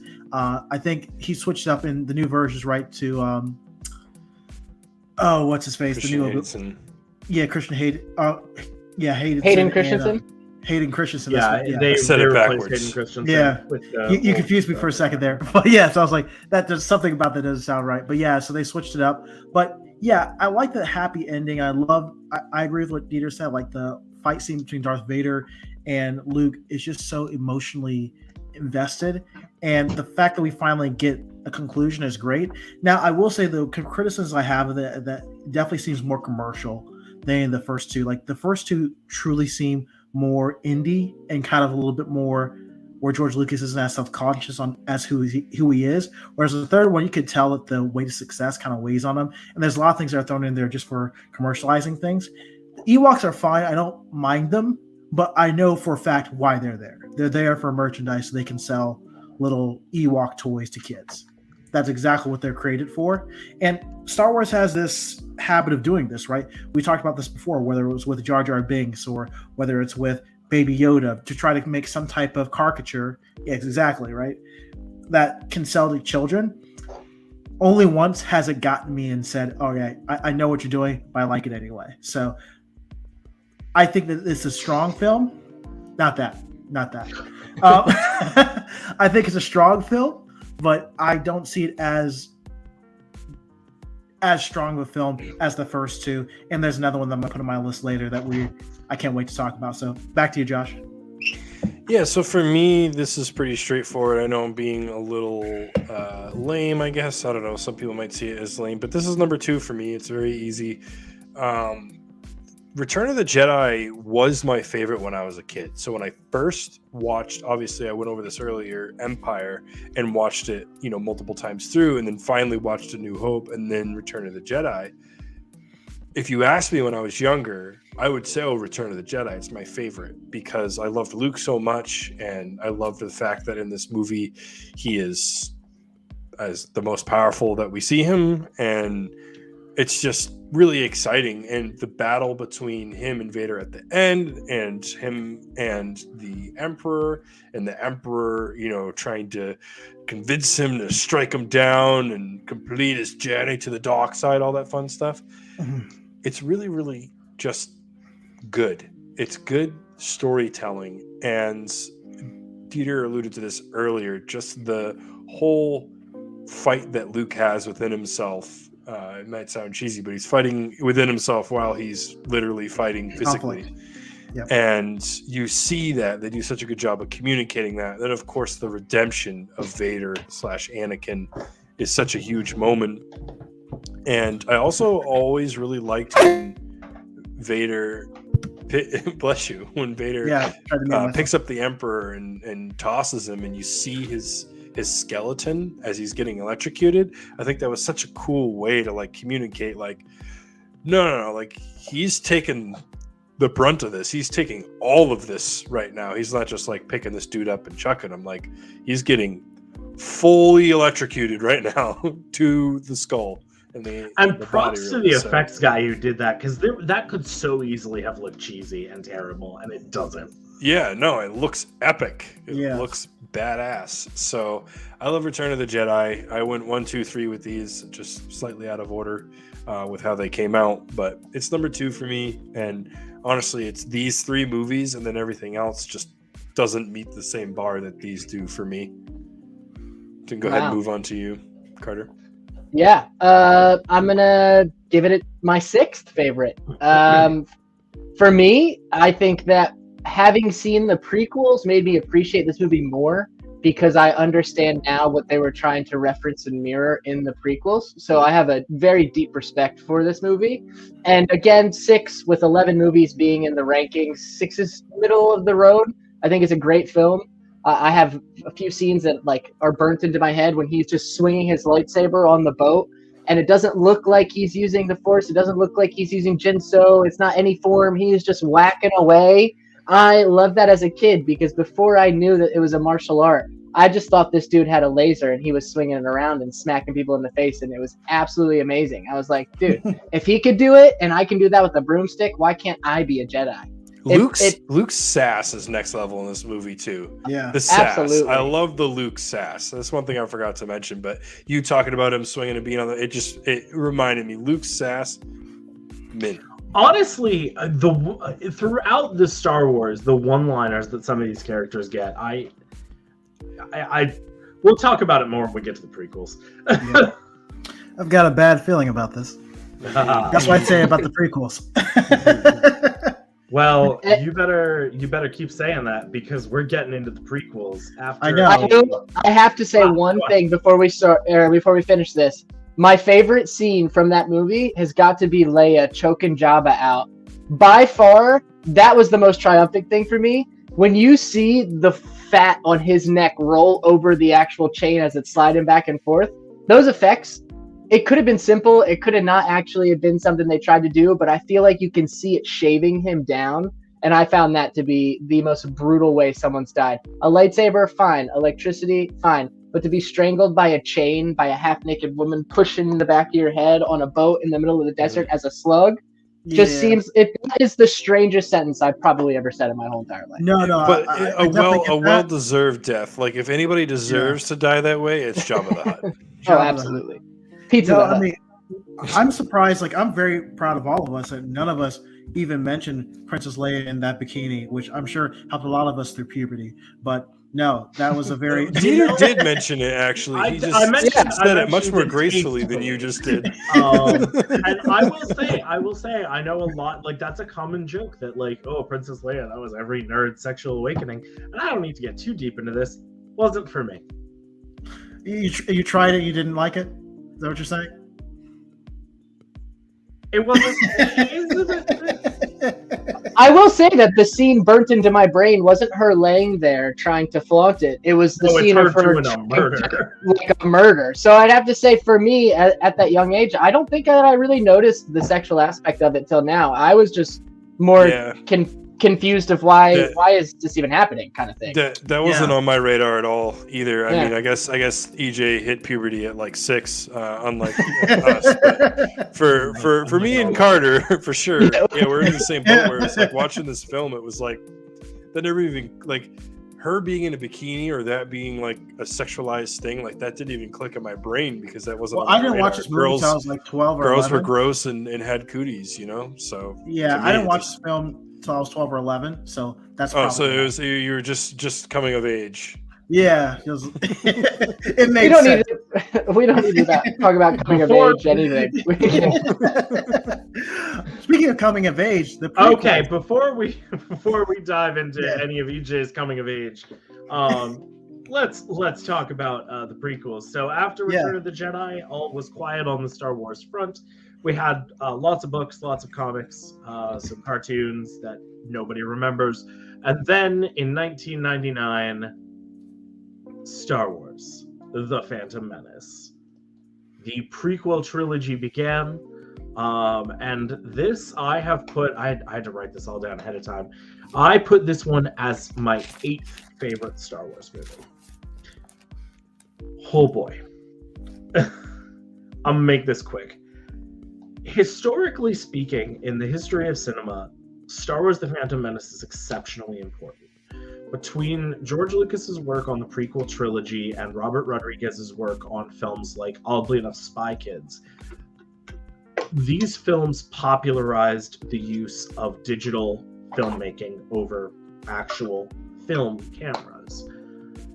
And I recognize the importance of that. I also recognize that these prequel movies were, in a way, George Lucas at his most inventive, while still trying to balance the incredible weight that is Star Wars. But intentions and the work that put in do not equal what I would consider a successful output. Phantom Menace is such a slog. And it's such a slog for me, largely because I feel bad saying this because I know he's had a lot of stuff going on in his life. I know, man. Don't say it. I know what you're gonna say. Jake Lloyd as Anakin is unwatchable. But I think we'll find this is true even when we're talking about our least favorite Star Wars movies. Even the bad ones have bright spots. The pod race. There was no reason that we needed to watch all 3 laps of that pod race in their entirety, but goddamn if it's not fun every single minute of it. Ray Park as Darth Maul is terrifying and super cool. The fight choreography in this and every movie in the prequels are maybe not always perfect, but always kinetic, frenetic, and engaging. And I'm just going to say this. One of my favorite ship designs of all time is in that poster right now. The Naboo ship designs, the Nubian class ships are gorgeous. Shout out. So yeah, it is my 8th favorite. I only ever really watch it when I am doing a full watch through, but there's some stuff to love. Oh, also Liam Neeson is a god, and it did give us Ewan McGregor, who is one of my favorite Star Wars actors. Yep, absolutely. Yeah, so remember when I said earlier about how simplistic the original Star Wars trilogy was? The sequels were supposed to add complexity to the stories. So instead of having pure good and pure evil, you had moral murkiness, which I think a lot of people had a hard time getting a hold of, to be honest. You added politics in it, right? We're talking about the Senate, and we're trying to make parallels to the slogs of democracy, comparing to our current political system, right? About how people should just sit down and do whatever and just get things taken care of, and like just how toxic politics was to them. So if you look at these films, there are a lot of political drama added to the Star Wars soap opera, which was an odd mix and not everyone was on board with. Now, I will say this film for me ranks as number 7. So, it's a little bit higher than what Dieter had it, but not a ton. Yeah, I mean, there's some good parts of the choreography in the prequels. All of them are the best in the trilogy, in the Star Wars universe, actually. Most creative, most exhilarating, most memorable as far as just the choreography itself. Good job there. And everyone brought their A game to the roles. No one's phoning it in. Even though the dialogue at times can be very clunky. Clunky. Very clunky. And the less we say about Jar Jar Binks, the better. Ahmed Best is a good dude, though, and he deserves way better than what. No, that was a McClunky reference. You said clunky. It reminded me of McClunky, where Greedo, the new edit, makes Han. Gotcha. Deep cut. Deep cut. Yeah. Anyway, I guess I'll just continue because I'm already McClunkying my way through this. You guys are going to be shocked, but this is my number 2. What a twist! Phantom Menace for me is the epitome of Star Wars. It has deep political commentary with incredible lightsaber fights. A kid running around in a starship destroying Trade Federation ships without any experience. The most incredible pod race that has ever been in cinema, because it's probably the only actual long-form pod race we've ever seen in real cinema. This is what I mean when I say that a Star Wars movie can be absolutely incredible, but that doesn't necessarily mean that it's an incredible movie. For me, having Empire all the way down at number 4, even though probably is, if you went and took a cinema class, one of the greatest films ever, Phantom Menace for me is my number 2 Star Wars film. It has every component that makes me feel joy. And when I rewatch Star Wars, this is the second one I always go to. I rewatch this all the time. Anakin, terrible acting, incredible character. The story, the premise that was created to pretty much weight the load of the next 2 movies. It just worked for me so well. And Palpatine was a charismatic, really nice guy. Really felt like him and I were going to get along for a while. And I genuinely think that this has the most fun components in any Star Wars movie. Some people think that they don't flow well together, but I'm gonna say that it's probably one of the best ones ever made. Fair enough. So a I'm hot not take. off of you then. I'm gonna have to put this one at 8.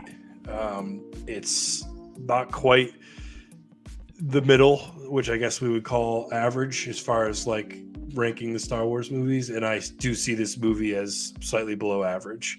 There's a lot to appreciate, a lot of which you guys pretty much all went over everything. Darth Maul is sick. What an awesome character. We won't delve too much into the animated series or at all really, but we'll talk about the movie. But in the animated series and just other different mediums, the Darth Maul character and similar, like same race is explored a lot more. Very, very cool. Very, very interesting. Qui-Gon is an awesome character. Obi-Wan is an awesome character. They're actors also. So pretty much everything you guys said, I agree with. I have it, I think, the same spot that Dieter put it, if I'm remembering correctly. I like it. I don't love it. I will say, I guess the one controversial thing I'll say is I actually like Jar Jar Binks. I think Jar Jar Binks is funny and is entertaining.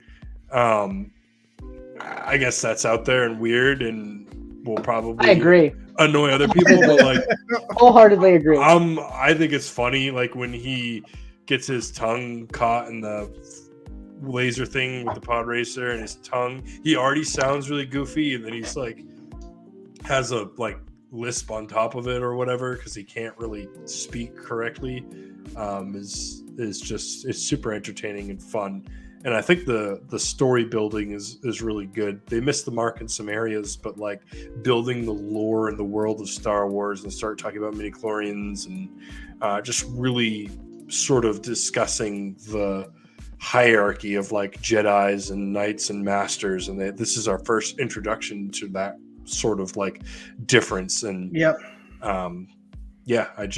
it's cool for what it is, for sure. I think that it definitely gave Star Wars a bit of a harder sci-fi when it started to get into midichlorians and like the sciences of how Star Wars works. Yeah, it doesn't work for a lot of people. For me, it worked. I don't mind midichlorians, but I can see how it could definitely deter people from enjoying the world building side because you can't put yourself in it as much. Yeah, I think that's a good point. Is that this movie really solidifies the sci-fi? Not that the other ones before did not. I just think. Yeah, this one took it a step further by really making it, this is science. There's nothing magical going on here. There's no, fantastical things. There's nothing mystic. This is science, which is fine, and we love it. We're here for it. So, all right, Dieter, we can go ahead and move on to the next one. All right. So after episode 1, The Phantom Menace, we got, it may surprise you to learn, episode 2, The Attack of the Clones. And firstly, before we go on, I just want to shout out, I cannot remember the name of the man who did the posters for the Star Wars films. He is an exceptionally well-established theatrical artist, and they're just really good. They're just really, like, that's a piece of fine art that I would hang on a wall. Unfortunately, Star Wars Episode 2 is not a piece of fine art that I would hang on my wall. I have put this as my 9th favorite film. I'm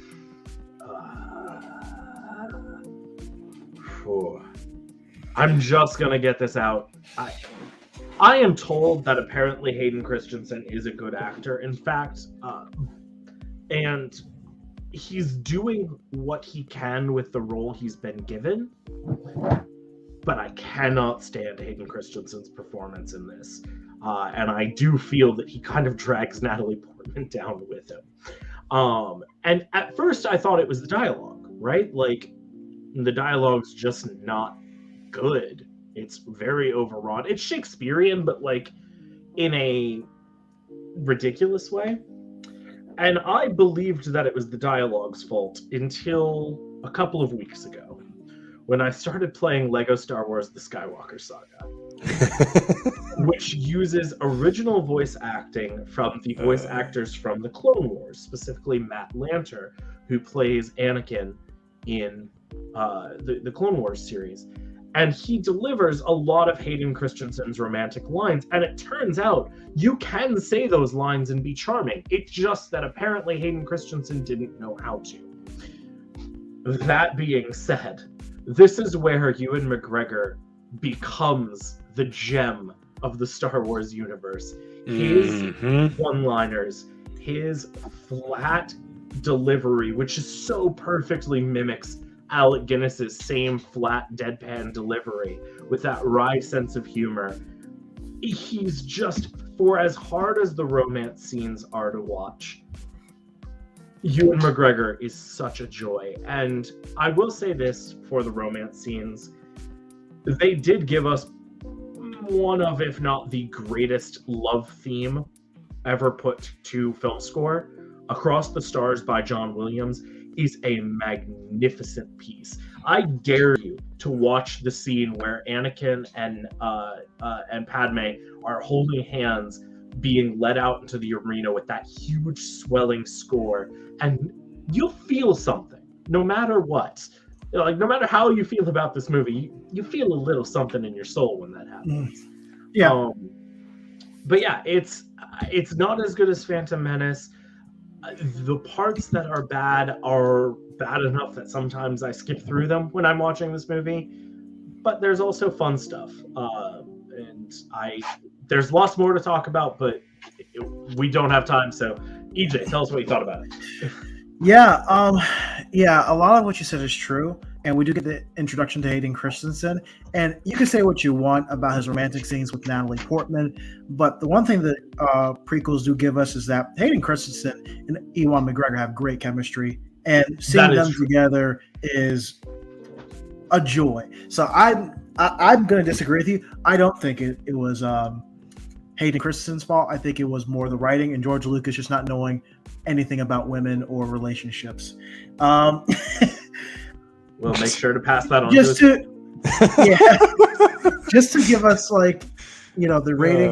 This is number 8, mainly because it does try to uplift itself a little bit. You get to see Anakin. You get to see kind of his early flash of that he might be a fascist. When he talks about how a wise ruler should rule everyone and democracy should be overthrown with. So a little bit fashy, Annie, but okay. Fascism, Annie. That's great. You've grown. But just to kind of make this go home, this is what he was given to say. All right.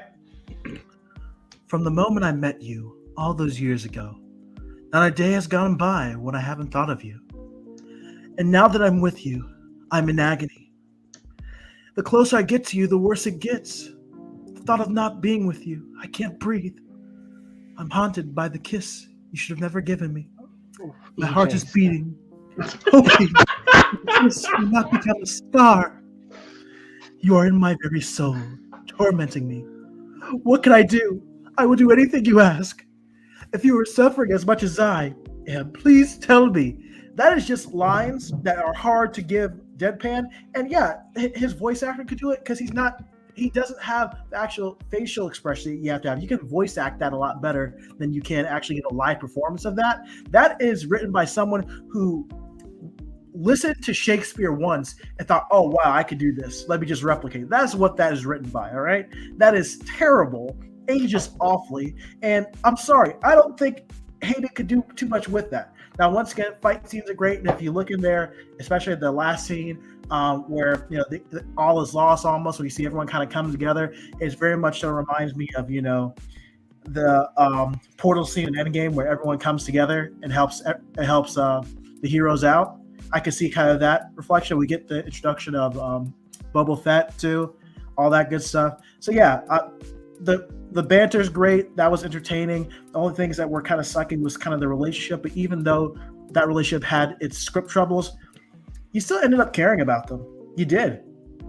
And you can't tell me you didn't. So, yeah, that's where it ranks. Not a great movie, but some good stuff in it.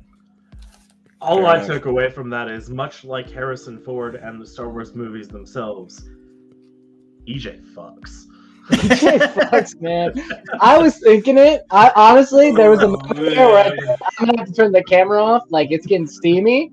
Luckily, the dialogue ended in that beautiful Chris George Lucas script. You know, and had gone through and out of the other side. And, I'm gonna have to Oh. put up I'm gonna have to download one of the advisory graphics and put it in the lower right because we've said the F word 18 times in the stream. Yeah, now. this is going So- on YouTube. We're Thank passionate. God, thank God we don't have AdSense. Yeah, you're something. You're something. All right, so moving on to my ranking for Attack of the Clones. I feel like Attack of the Clones, when I first saw these movies, I saw them in the theaters as they were coming out. So they were awesome. And the age that I was at, it was I think of this similar to how I think of the Spider-Man movies with Tobey Maguire, where I was such a huge fan that it literally could have been a giant hot pile of garbage. And I would have been that's awesome. As long as it has lightsabers and lasers and stuff, I was in it. Or with Spider-Man, as long as it had the suit and web slinging, I was in. So that being said, I loved this movie when I was younger. I thought it was so cool.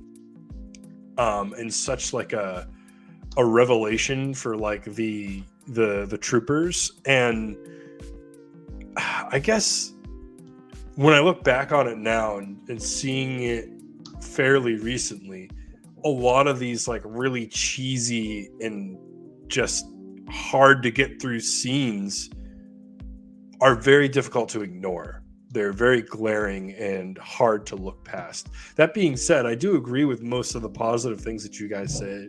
Obi-Wan, Ewan McGregor is just great in this, just solidifies the role even further. And what a great job that he does. And the memes, I'll praise the movie this way. The memes, this is probably number one if we're talking about memes that come from a movie. It's probably this one as far as Star Wars goes. I don't think there are more prevalent or more just absolute fire memes. Than You the ones are that come from this one. 100% incorrect because Revenge of the Sith exists. But go on. I still think this one takes the cake. I really do. I think Two words for you, my friend. Hello there. I love that. Yeah. Yes. But we haven't gotten to that movie yet. But I still think this one takes the cake as far as quantity and quality, because that one has one really, really good one that you mentioned. But that's okay. So yes. I give a number? I believe I gave Not a yet. number. Okay. So I lost my place on my list here. What's the shorthand for it? We have where are we at You now? gave it a 9. Give it a You 9. Ranked it at 9. Yep, that makes sense. Okay, so I am in the same with Dieter. This is my 9th favorite one because again, it is definitely below average and towards the lower end.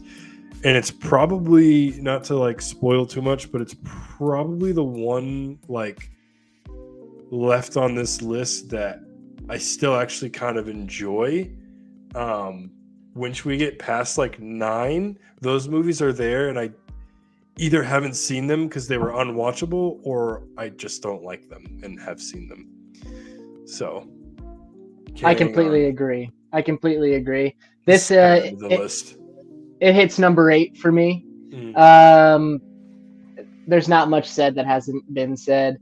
The only thing I will say is the portal scene, if you will, when all the Jedi jump down and you see them finally in action, in unison, operating as a unit, and they're still getting mowed down by a lot of fire. That was the first time that I saw Jedi and I thought to myself, wow, it's not just an epic battle where one could be taken out. It could be at any point. Any of these guys in these movies could be taken out. And obviously the main characters are going to be there, but the fragility of a Jedi was solidified in this moment. They weren't Sith, they were robots, and they were taking people out. So that was really big for me personally. Other than that, I think the movie, the dialogue is subpar. I did hear on a YouTube video, so don't take this with too much credit, that Hayden Christensen tried really hard to emulate a very slow, punchy way of speaking, because that kind of emulated how Vader spoke, but they don't have the same accent. So that, for me, he almost sounds like transatlantic Vader, you know, like old school, almost British, but not. Whereas Hayden is like very just an American or Canadian dude.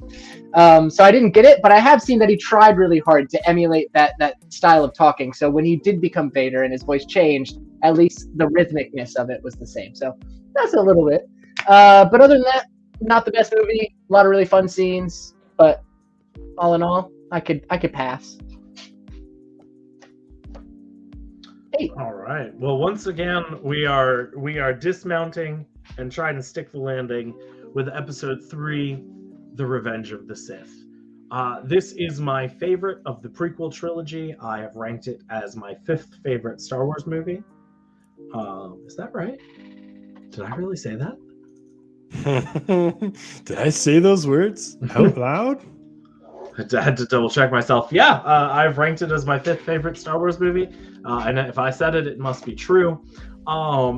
I fully believe that this is the best prequel movie. Firstly, Ian McDiarmid as Palpatine is just having the time of his life. There is, if you ever get a chance to watch the behind-the-scenes documentary regarding the final fight scene on Mustafar, you will see 2 men doing things that should not be possible by any athlete. The amount of work that went into the fight choreography of that scene makes it worth the price of admission alone. And it is coupled with what I think is extremely overwrought acting, but also extremely overwrought acting that is coming from a very, very true place between Christensen and McGregor as their relationship literally burns down around them. There's a lot of fun stuff in this movie, and yeah, it's just the thrills are the most thrilling, the emotions are the most emotional, and I enjoy it. I enjoy it more now, I think, than I did when I was a child.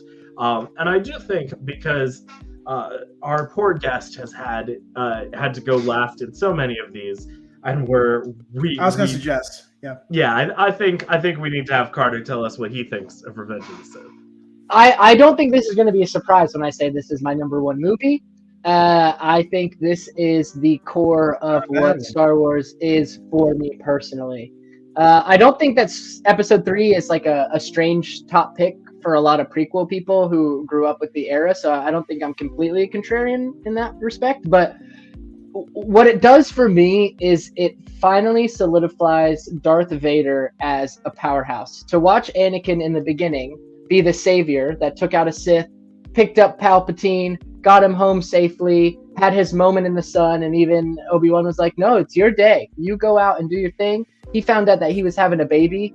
To go from such a high at the beginning of the movie and dropping down to such a low kind of harbors back to the Empire Strikes Back thing for me. Empire Strikes Back ranks lower because it's just an unended story. And I love the way this caps everything off, and it has you prepared for the original trilogy that you had already seen. It sets it up beautifully. And I do think that the transition from Anakin to Vader was very swift in the movie, and that's the biggest criticism I have. There's not too much early on in this movie that shows his fragility and his ability to be broken and his vulnerability. And then all of a sudden at the very end, you see it really switch a little quicker than I would have liked. But either way, the point that he was trying to get across, that even the greatest of us, although we could have had trauma in our past, with the right push and the right person navigating behind the scenes, even the best of us can fall. And I thought that was a really strong, impactful story. The lightsaber battle, incredible. Best lightsaber fight that I've seen, other than another one that we'll talk about later. As well as the quips, the comedy when they're trying to get to Palpatine and bring him back, and Obi-Wan's passed out and flipped over Anakin's shoulders, and he's moving around with him, and he wakes up. I mean, the comedy in this is top tier. So yeah, I think the ability to keep it light with an extremely impactful story, incredible action scenes, and the pacing is through and through one of the best out of all Star Wars. There's constantly something going on, and when there's not, it takes the moment to breathe so that you can really feel the impact. Anakin isn't going to be an master, but he's on the council, and the way it's delivered by Samuel L. And it's just, you're just sitting there being like, for me personally, when I first started seeing it, so unfair.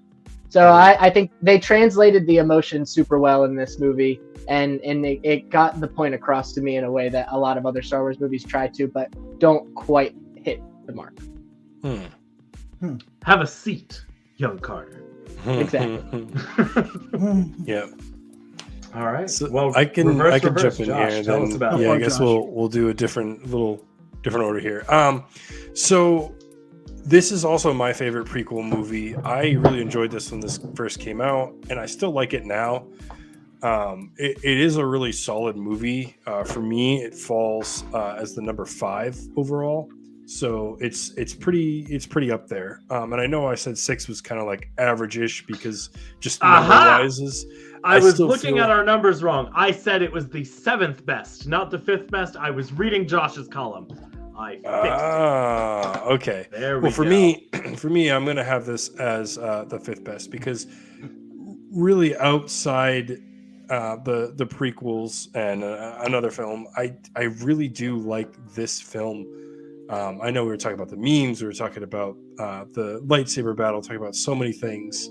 And speaking of the meme, I mean, you are absolutely correct. You stole my thunder a little bit, Dieter, but that's okay. Hello there. I had it ready to go, but that's okay. We're used to Dieter stealing General thunder around here. Grievous. It's kind of his thing. General Kenobi. Yeah. This movie is this movie is solid. You General sound like that Grievous is COVID the whole time. right. Pre-COVID. This General Grievous, actually, it's good that you brought that up. Very cool character. A nice in between of like, hey, what if we had a droid but also a Sith? Not that he's fully Sith or fully droid. He's kind of a little bit of both, and I think that that's kind of a really cool character to explore. So yeah, I really like this film. I don't have a whole lot to complain about. I do agree that the sort of reveal, I guess, and transition to Star Wars to Darth Vader is kind of rushed. Yeah. And then I guess everybody criticizes this, but it is true. Padme dying because she's sad kind of sucks. I just feel like they really delivered that strange, because it was like, oh, well, Anakin was choking her out, but she's fine and delivered the babies. Everything's fine. She's dead now because she's sad. And that just seemed really lame. Obviously, they had to kill her. It was part of the story. That's how the other movies were already set it up, that Luke and Leia don't have their parents, and that's fine. But I feel like you could have killed her in a much more meaningful way, other than I'm really sad, so now I'm dead.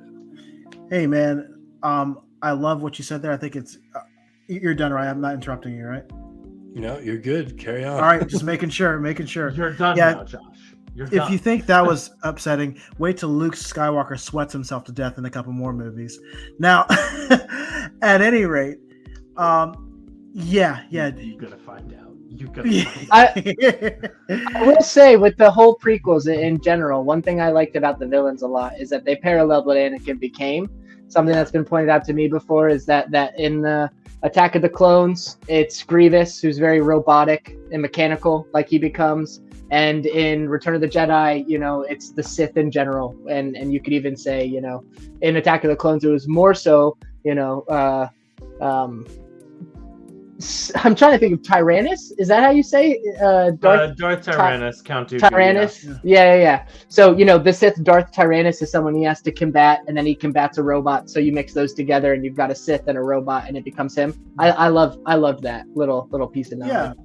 And when people become the Sith, or they go to the dark side, I noticed from the beginning, they become less human, right? Darth Vader is obviously scarred. Darth Sidious, of course, is just destroyed. So He's a clone by the end of it. Yeah. Or gross. Anyway, yeah, so I like this film a lot. This film comes out as my number 3. So I have very high regard for this film as well. The fight scenes are immaculate. The chemistry between Hayden Christensen and Ewan McGregor is on full display, so that when they actually fight in the end, it means something to you.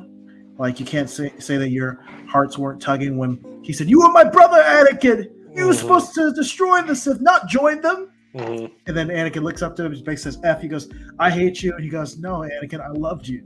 Mhm. You know, and so he's seeing the Jedi just fall from grace, and you have to wonder this whole time. The Jedi were supposed to be so great, but they couldn't see a Sith Lord right in front of them the whole time, which I think a lot of people have poked fun at.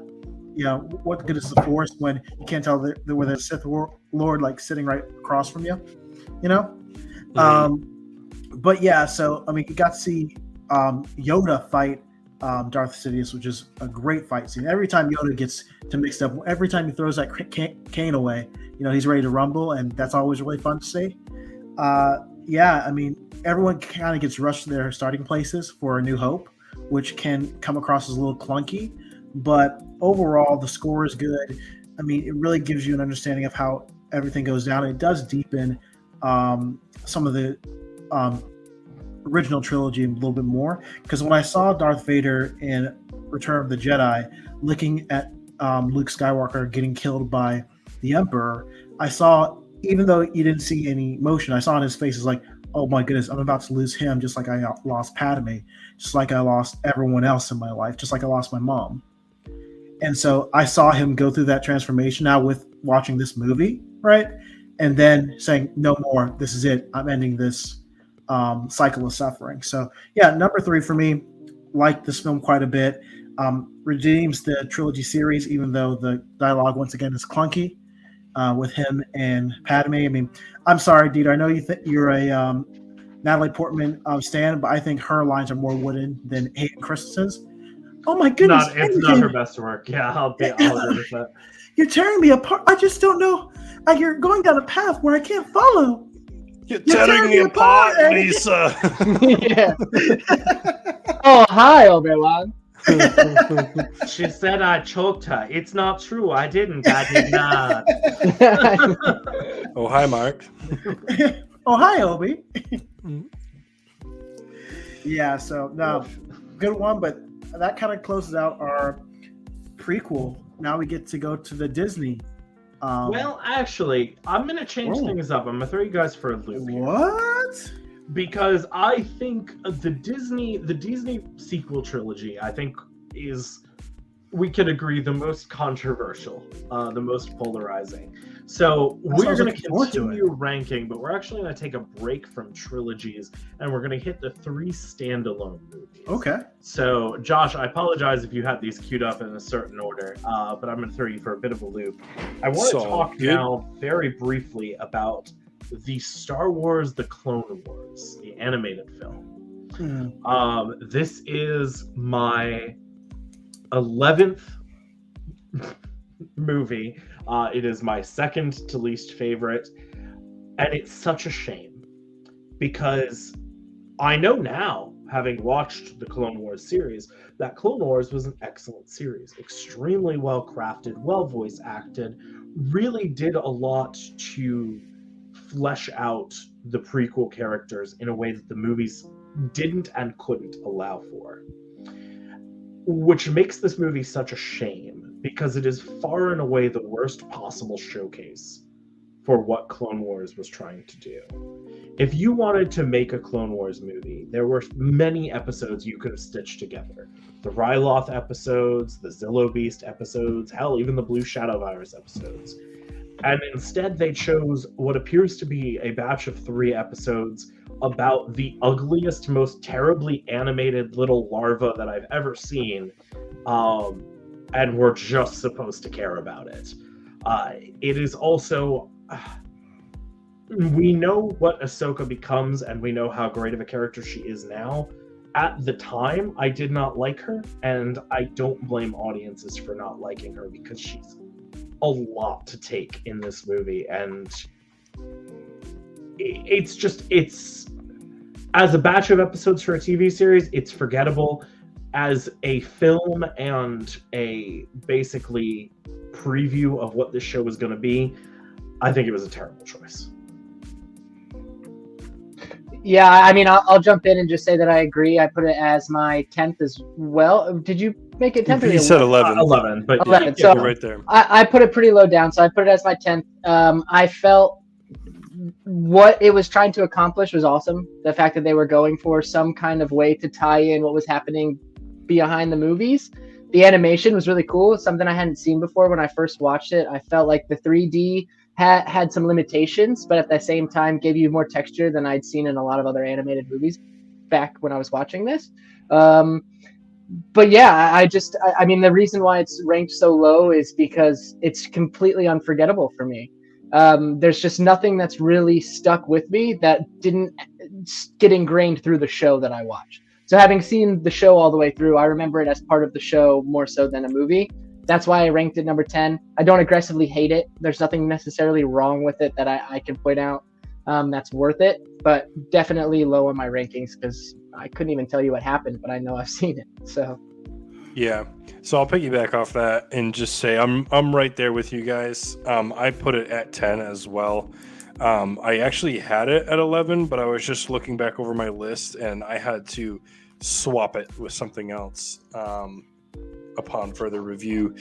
But yeah, I'm right there with you guys. Again, I love the show. I actually rewatched it maybe 2 years ago, like not that long ago. It's definitely like the most recent Star Wars that I've consumed, other than the shows, is rewatching the Clone Wars animated series, and I absolutely loved it. And it's a great piece of Star Wars work. But as far as the movie goes, Dita, you're absolutely right. There's so many other arcs they could have taken from. There's so many other routes they could have taken, and this one just really kind of falls short. I think that they kind of dropped the ball with it a little bit, and it's unfortunate because I think it sort of turned people off to the series, because I do remember the series getting a lot of flack because the movie was what it was, and then I think people just sort of assumed that movie equaled show, and I was it wasn't definitely one going of to those be any people, better. And I still watch the show, and thankfully I'm glad that I did, because I was one of those people being like, no, like ignore the movie, like it is what it is, but like actually give the show a try. It's pretty good, and gets really good at points. But we're not here to talk about the show, so it's 10 for me as well. EJ, how do you That's feel next about to this me movie? for tune in. Yeah, so see, I wish you guys take a little longer. I was wrestling with it. I didn't know where to put it. Yeah, I mean, I think I gotta give this. I'm gonna give it a 9 out of my ratings. I enjoyed it. I haven't watched it in a long time, so maybe I won't enjoy it if I go back to see it. But I thought it was fine. You could see the kind of the beginning phases of like what would become Baby Yoda later on, because it's the same story, but just with the character you don't really care about. You know, returning it home and make sure it's not held hostage. So not much to say about it. I'm not passionate about it either way, but give it a 9. It's fair enough. All right. And we will jump. This is where we're going to jump around a little bit. We will jump from there into the Disney era, but not the sequels, not yet. I'll make you wait for it a little bit. No. Instead, I want to talk about the movie that ruined everybody the year it came out, Rogue One.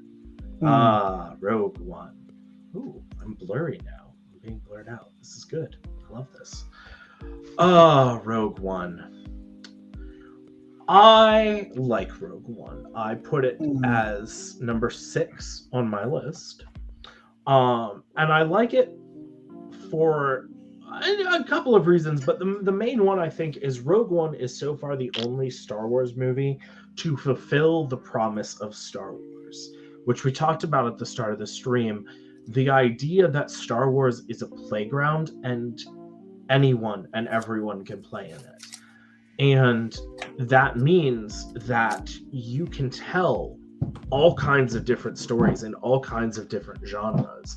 And we saw that certainly in books, like I think there were 2 Star Wars books that were like just straight up zombie survival horror, or Star Wars Visions, which came out recently, is absolutely excellent. And this is the only Star Wars movie I think that's done that, because it says, okay, what if Star Wars, but we do it as like a war is hell kind of vibe, and we'll still do a prequel because like we know y'all want to see like familiar stuff, but the core of this story is about how revolution is bloody and revolution it may be necessary, but it's not glamorous. And you have to make sacrifices, a lot of sacrifices. Sometimes you have to sacrifice literally everything in order to do what's right. And ultimately, I think that's the story at the core of Rogue One. There's plenty of other stuff that you can talk about. I'll let someone else talk about the Darth Vader scene because I'm sure somebody wants to. I will just say the highlight of this movie, if there were any highlights, there are these two. Donnie Yen in the movie is just amazing. I love him so much. Freaking Ip Man in my Star Wars. It's so good. And of course, Alan Tudyk as K2SO, who is the sorely needed light in a truly terrible galaxy. It is a hard movie to watch, and as a result, it's not one I watch frequently. Yeah. But I think it's a movie with a story that matters. Who wants to go next? I'll just wrap mine up really quick. I watched it very briefly and watched it twice. Couldn't really get into it, so unfortunately don't have the glowing thoughts that you do, Dieter. So I'm giving it an 11. Yeah, just couldn't get into it. Didn't really care for it. I don't hate it. I just feel so indifferent about it. This gives me no passion at all, which is upsetting to me because I want to feel passionate about the movies I watch. You know me, I like to really either love. My takes are always usually it's great, it fucks, or it sucks. That is. We are is the definitely rage. getting demonetized. We're making money anyway. But yeah, so That's right. Hey, so internet, give us money. we'll just put a bucket out just for people to drop coins in. But yeah, no, I just don't. I'm not passionate about this, so. Yeah, I'll give it to someone who thinks much more of this. So I'll jump right in then so that we can go in at least somewhat of an order. And this is also 11 for me because it's. This is where it's going to start to get ugly, isn't it? Okay, so let me just be honest. I haven't seen this movie, not all the way through. I have seen scenes from this movie. I have attempted to watch it a couple of times and then found something much more interesting to do other than watch this movie. So that's that. Maybe if I sat down and watched the whole movie, I would feel differently about it. But I think the story, the premise, the idea is cool. Yeah. EJ and I just seem to be in a little bit too lockstep on some of these. I'm a little worried. Not really sure what that means for us, but through prayer and counseling, therapy, I'm sure I can get through it. Carter, how do you feel about this movie? I think that's a very fair assessment. It's my number 7 though. So it's smack dab in the middle, so very close to a 6. I thought this movie was probably one of the better movies made. Stylistically, the cinematography is gorgeous. I mean, this is one of the first movies I watched when I was watching Star Wars, and I didn't think of the effects as something impressive, but the shots as something beautiful. So I love that about it. I'm a huge fan of when they're inside of enemy territory and they're trying to figure out what to do. I felt like this would have been a great time to call back, when Harrison Ford had the iconic, everything is great up here. Everything is fine. How are you? I felt like that was a great chance when they were climbing up the tower for R2SO. Is that right? Or K2SO? K2SO, I believe. Yeah. Yeah. For K2SO to do something like that would have been hilarious. I think that was a missed opportunity. But all in all, awesome film. I thought it was epic. I liked that the main characters were gone at the end. Exactly what would have had to have happened for A New Hope to be set up as well as it was. I think the Saw Gerrera storyline the whole movie could have happened without Saw Gerrera being involved. I think that he was great in the Clone Wars. I thought he was just a contrived piece of like media added to the movie for people who had seen the Clone Wars beforehand. That's my personal opinion. Other than that, love the movie. Solid. All right, that Dieter, back takes to us- you for whatever your movie you'd like to do next. That takes us to the last of the standalone movies, and my least favorite Star Wars movie at number 12, Solo, a Star Wars movie. God, this movie. Look, it's not a bad movie. Not really. It's not a good movie. It's definitely not a good movie. Not really, though. But I think the reason that this is my least favorite is because it's the only movie, it's the only story on this list that I don't understand why it exists. I don't understand why it was made. I get why Rogue One was made, because I think Rogue One, as I mentioned, was trying to still tell a story. There was a theme there outside of, hey, didn't you want to know how those Death Star plans got sold? Obviously, the trilogies all have their purpose, and even Clone Wars has the purpose of trying to showcase for you what the Clone Wars were like, and also give you a little taste of what the show's going to be. But, and I this is a point that's been hammered to death. I don't need to know why there's a gap between the two little prongs on the Millennium Falcon. I don't need to know why Han Solo's name is Han Solo. I already knew, because I read the books, how Han and Chewie met. I didn't need anyone to retell that to me. I will also say that part of the reason I don't like this movie is the relationship between Lando Calrissian, who is one of two bright spots in this movie. Donald Glover can do no wrong. Everything He does. can't. Childish Gambino's a boss. Goddamn He fucks. right. Woody Harrelson, also absolutely excellent in this movie. He doesn't have a lot to work with, but what he has, he's doing great. But the relationship with Lando and his droid L1, as someone with an appreciation for ethics and philosophy, droids and their potential sentience in the Star Wars universe is a freaking, not going to get demonetized, quagmire. Because if droids are in fact sentient, then they are slaves. And that becomes a very, very, very uncomfortable topic. And it's a topic that I think, if you wanted to, you could explore, and you could do a lot of really interesting allegorical stuff with.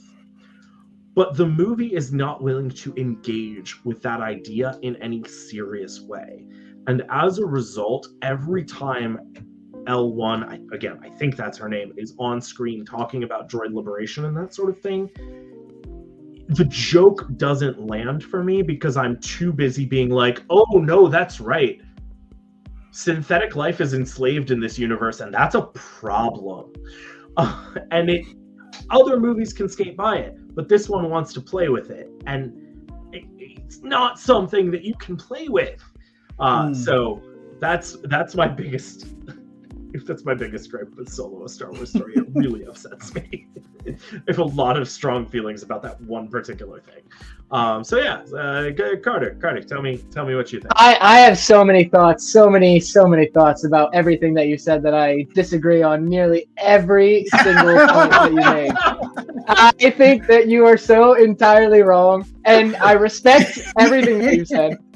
But for me, Respectfully, disrespectfully. I respectfully, completely think that was an awful. No, I'm just kidding. I have it as my number 5. I am one of the few people that I think absolutely loved Solo. And one of the things that I fell in love with Star Wars for, especially the prequels, is that they didn't care about taking themselves too seriously. They didn't care about Jar Jar Binks being silly, but they also kept the dramatic moments. And I think Solo is a perfect example of Star Wars in the Disney era, for once, taking a movie and just having an absolute blast with it without worrying about what everyone else thinks. there was fan service, and I'm not going to deny that there was an incredible amount of fan service with, you know, the making the Kessel Run in 12 parsecs, you know, the space in the Millennium Falcon being chipped out. But why not know that? You know, when Disney decanonized all the books, which I read a majority of, I was excited to see what are they going to do with these pieces that are missing, these things that we could add to the story. And Solo was a great way to do it. From the start of the film to the end of the film, you are on an absolute roller coaster ride with Han Solo. And although it wasn't an impression and looked nothing like Harrison Ford, I feel like he embodied the playful, fun, devil may care attitude. When it came to the droid Justice Warrior thing, I am 100% in agreement. You need to be careful when you're doing this kind of thing because it can come across, and it obviously was taken in a negative way. But I just love the fact that Disney is griped with being this, you know, political figure, always trying to err on the side of caution, where at the same time, they're, you know, cutting out scenes of LGBTQ plus friendly scenes and sending it overseas. So for them to have something that is so deep in the story of like a social justice movement, poking a little fun at it, but still trying to show like, look, we're hip. We understand the social movement is important for a lot of people. How can we bring that in the Star Wars story to introduce, you know, these fans that are going to be part of like, what if droids' lives matter? You can be a part of it.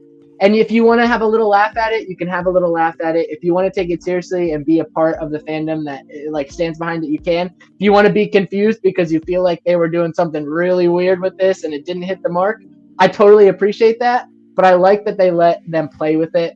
And as much as I can say about Solo being a crappy film for the fact that they fan serviced the hell out of it and had some strange liberal jokes, I think that for me, it hit the mark. It was a fun adventure story that just put some levity to Star Wars for once, and we needed that after Rogue One. All right, well, I'll go ahead and possibly go. Disagree with you more. I'll go ahead and go. Next time on Knights of the Nerds Table podcast. I feel. See, I was hoping that you know, we would have at least one of these films that we all seemed kind of unanimous on, and I honestly thought that this would be the one. I thought this would be the one that we could all get together and agree and could just ask, you know, the Solo movie. We could say, hey, Solo movie, which movie is the worst Star Wars movie in the entire franchise? And the Solo movie would say, well, of course I know him. He's me. We could all just agree that the Solo movie sucks, and it is number 12, and it is the last movie on this list. And then Carter I will leave it at that. flipped the table on Yep. EJ really should have invited me. What the hell, man? No, What was this great idea you had? Absolutely Carter. should have invited you. There's a reason why I invited you, because I'm going to join Team Carter on this and say that it is number 5 on my list. So yes, Carter. Man, Dieter, do you want to just go somewhere else? You and I could do our own little Star Wars stream. You can have your These guys solo podcast if you want, the two of you, and EJ and I will have the solo podcast all about Solo. I think it's beautiful. I think it's funny. The thing is, it had such low expectations, but it actually rose above it. It had 3 directors, right? And we all know about how terrible like movies that have multiple directors can be. This one kind of rose above it. I had low expectations for this film. Are there any examples of that, like in recent history, of like movies with multiple directors that? Justice League. Yes. Oh yeah. But this one rose above it, man. Ron Howard, Opie from Andy Griffith came in and finished this out. He did a great job finishing up. You know, Lando Calrissian is fun. The lead is much better than I thought he'd be. The story was fun. And I had a good time watching this film. And a much better time than I had, obviously, watching any of the other trilogy movies, including Rogue One. So, yes, this is the shining city on a hill when it comes to the Disney movie. This is my Emerald City of Disney. Yeah. All right? That's right. This is the Wizard of Oz. If we were taking the blimp to a new land and it had to be a Disneyland, I'd live in Solo World. See, I think what this is really showing us, our divide here on this movie, is showing us the difference between Dieter and myself and EJ and Carter. There's a psychological difference that we don't need to dive into it, but I have some theories. We can get into them another time. There's clearly some emotional, psychological differences going on here. There's a divide. I don't know if we come out well with that though, given that I put Rogue One as my fifth. That's like they're like, oh yeah, a fun heist movie, and I'm like, yes, war is hell. That's what See, but I'm on the Tell same. me the story. I loved Rogue One. I think Disney's solo projects have been the star of the show. Anyway, let's move on, because I think what I'm going to say now is going to pertain to what's going to happen next. Sounds good. Oh yeah, it's time. So if Disney's Let's solo go. projects are the star of the show, then that means we have to find out what to do with the culmination of the Skywalker saga, the sequel trilogy. Oh boy, let's get into it. We're gonna start with Star Wars: The Force Awakens, a movie that sure came out and sure was a movie. I have this. I have this as my fifth, and I even as we were talking, I've been wavering between Rogue One and Force Awakens because I think they are very, very equivalent, but for very, very different reasons. Rogue One was something new, and The Force Awakens is not that. It's trite analysis to say, but really all of the sequel trilogy, but I think Force Awakens more than any other, hits the exact same beats of the original trilogy. A new hope. Indeed. And it has been pointed out time and time again that George Lucas likes stories that rhyme. And Disney certainly seems to take that to heart, because The Force Awakens follows the original Joseph Campbell monomyth story to a T. But it does it well. J.J. Abrams directs excellently. He's in his first movie, which means he's showing you the mystery box and not trying to open it, not trying to solve it or anything, just showing you the mystery box, which is where J.J. Abrams does his best work. The casting is great. We got Daisy Ridley, we got John Boyega, we got Oscar Isaac, all of whom are stars and all of whom deserve to be in many roles in the future. We also got, I can't remember his name now. Yes, I can. It's Adam Driver. It took me a while. Yes, I can. It took me a while to warm up to Driver as Kylo Ren, because he's simultaneously so different from Darth Vader, but so much like Anakin in the prequel trilogy. Yeah. And I do think Driver does the Anakin emo teen vibe a little bit better than Christensen does. And yeah, this is pure nostalgia bait, but it works for me. And also, it should be mentioned, God bless Harrison Ford, who clearly didn't give a flying Minoc about this movie, No. and still showed up to work, and still Barely. he put in honestly more than I would expect of him. For most of it, it was just him just being there and being grumpy. But the scene where, spoilers for Star Wars: The Force Awakens, the scene where Ben kills Han, there's a brief glimmer there where it felt like Harrison Ford really got it in a way that, obviously dude's a good actor, but he got Star Wars again in a way that he hadn't since he was originally acting in it, and it was just nice to see. So yeah, it's my fifth or sixth, depending on my mood, movie. Josh, why don't you go first? So I was gonna go, but you gotta go to somebody else because I am having trouble finding something that I need for a gosh. visual to do. Roger that. Our producer needs to do production work. Take it away, Carter. Yeah, I will say that it hit number 9 for me. I have a really strange relationship with The Force Awakens because when I saw it for the first time in the theaters after being the Star Wars fan that I was, I felt Disney was going to do it. I really did. I understood it was a parallel, it was a mirror vision of A New Hope. I completely appreciated that they kind of rewrote the same film in a new way. But like you said, with Kylo Ren being able to be that moody, angsty teen just a little bit better than Hayden, and Daisy Ridley being that fish out of water, but feeling a little bit more out of water than Luke did.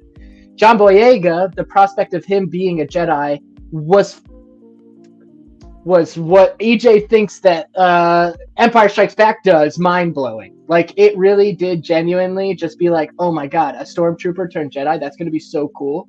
Didn't come Would to you fruition. say that they flirted with success? I would even go so far as to say they McClunkied the whole goddamn thing. Okay, so sorry. It's about this film, not the trilogy. This film itself was really good. I loved this film. Unfortunately, I can't detach it from the rest of the trilogy. I thought Harrison Ford's line delivery was like, "That's not how the Force works." Was hilarious. I thought that genuinely gets a laugh out of me every time. Daniel Craig being the guy, James Bond is under the helmet, spinning a baton around, like low key. He's in the film, or no, yeah, he was the guy not spinning the baton around. He was the one doing the interrogation. But like knowing these things about the film, knowing what they were trying to do, incredible try. They definitely didn't rewrite the wheel with this one. They stuck with what they knew. Had a lot of promise. This could have been top 5 for me. Ended up 9 because of what else that happened after. Josh, are you ready? No, I don't know what's going on. I'm literally just trying to pull up a photo, and I've done it like 30 times, and it's just not working. I've saved it on my computer 5 different times in 5 different locations, and it will not show up anywhere. This is mind-blowing. I don't know what's happening right now. I'll go ahead and give mine real quick. It's going to be pretty brief. Yeah, it's number 6 for me because this is the first film of the Disney trilogy, the only one that knew what it wanted to do. The other ones did not know what they wanted to do, and even though it was cut and paste the whole time, right? Yeah, there were some parts I liked. I remember watching it the first time being disappointed. Going back, I appreciated it a little bit more, which is nice. Yeah, the fact that they didn't really explore some of these aspects even more and really dig into them is really disappointing. And the fact that our boy John doesn't do anything but scream Rey for the rest of this trilogy is kind of upsetting me. Can I point out that the poster also, like, I don't spoilers, but like Rey, the idea of her being tempted to the dark side is so well portrayed in this poster, with Kylo's saber being completely like juxtaposed against her staff. Yeah. It's these little details that they had with this movie that make me love it in pieces and hate it at the same time for what they couldn't come to fruition with. Anyway, Tons of potential, but no landing. All right. Well, for some reason, I can't post a simple photo, so we'll just go without it. So what I was trying to do is oh, great, now my phone's typing in Google Doc while I talk. Technology is sick. So there's a video game called Star Wars The Force Unleashed, and I was trying to put a photo of it here. It's really cool. I remember playing that game as a kid, and that game was really cool because it pushed the boundaries of the Force. You could do things in that game with the Force that you never, ever saw in film. I mean, incredible, like, feats with the Force. Stronger. The Jedi/Sith in that game are stronger. And you also, it was cool because you could kind of like choose your journey, like, dark side, light side, whatever. That being said, this movie did that for me to where it introduces a whole new power level for the Force in a sense, where you have Kylo literally stopping a laser beam, like, with the Force. He gets shot at and he's like, nah, dude, and just stops it with the Force, which is sick, really cool. And we haven't seen that before. the unique design of his lightsaber, also very cool. So all that to be said, this movie ranks higher for me than some of the other ones, but it's not because of the film itself so much as it is all the different things that it introduces that I really appreciate and thought was really innovative, creative, and cool.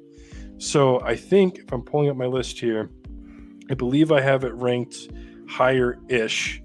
Let me just look here.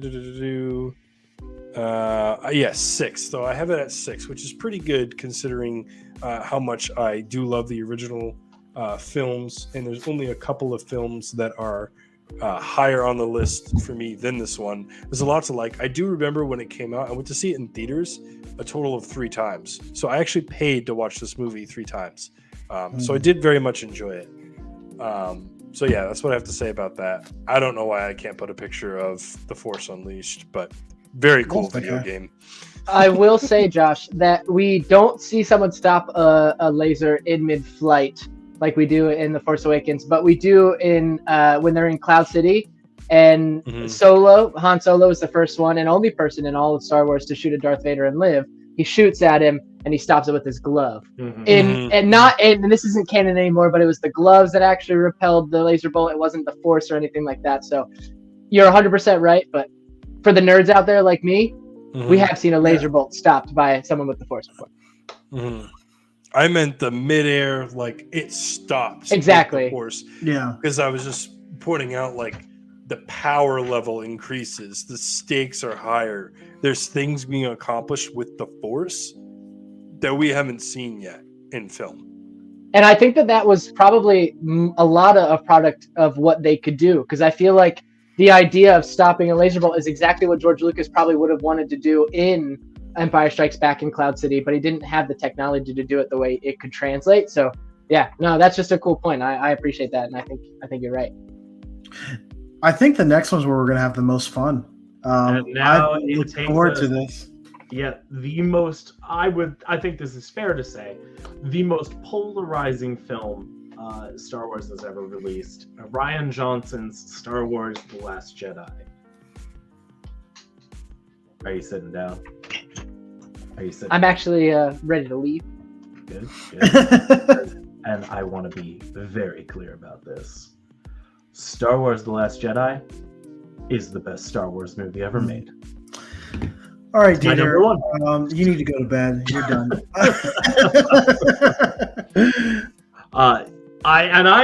This is not me trying to catch heat. I went back and watched the Star Wars movies recently. Star Wars The Last Jedi is the best Star Wars movie ever made. It is, firstly, it is, I will agree, it is very much, it rhymes with Empire Strikes Back in a lot of ways. But I think it is better than Empire Strikes Back for a couple of reasons. First, top of the list, no matter what, this, honestly, possibly even more so than his performance as Joker, this is the greatest work Mark Hamill has ever done, in my opinion. More so when you know that behind the scenes, Hamill was extremely unhappy with the way Luke was being written for the story. And yet he shows us the portrait of a man who, as he himself points out, the galaxy forgot he was a man and just made him a legend. And in so doing, realized that he could never be what the galaxy thought he was. And it drove him to despair, and it drove him to want to destroy everything that the galaxy thought he stood for, in a way. Because Luke's whole thing is the Jedi need to end, and the whole galaxy thinks, oh, Luke is the return of the Jedi. And it takes Rey to show him that there is another way. There's a third option. Additionally, the scenes with Daisy Ridley and Adam Driver here are, I think, the best of any of the 3 movies. Laura Dern as Holdo, just gonna say, I think she did a great job. And if you don't believe she did a great job, go to the moment where Poe does the mutiny and they're firing their guns, and there's that close-up shot of Laura Dern holding the blaster. And when she fires the blaster, you can actually see, go back and watch this, you can actually see her mouthing the words pew pew as she's firing the blaster. And I don't care what you say, that absolves any sins that character might have had, because Laura Dern's a goddamn treasure. I even enjoyed, to a point, Canto Bight. There were some aspects of Canto Bight that I found a little just aesthetically displeasing. I found them aesthetically jarring. But the story, the continuing story there with Rose, Finn, and Poe, as they essentially mature in their views of how they see the galaxy and how they see the world around them, I think ultimately the execution there was excellent. There's so much that I would love to talk about why this movie is great and why I love this movie so much. But it is late. We don't have a ton of time for it, and I'm sure you guys have a lot of opposing opinions. So I will just say that no matter what else you may think, the shot of the Holdo maneuver when the ships collide at light speed, I don't care how unfeasible you think that is, I don't care how silly you think that is in the universe, it's so freaking pretty. It's a gorgeous shot. So yeah, come at me. Who wants to talk? I'll jump in. I'll jump in. I actually agree with Dieter here. This is number 4 on my list. So it's not number 1, but it is number 1 outside of the actual best Star Wars movies, which are the original ones. So I thoroughly enjoy this movie.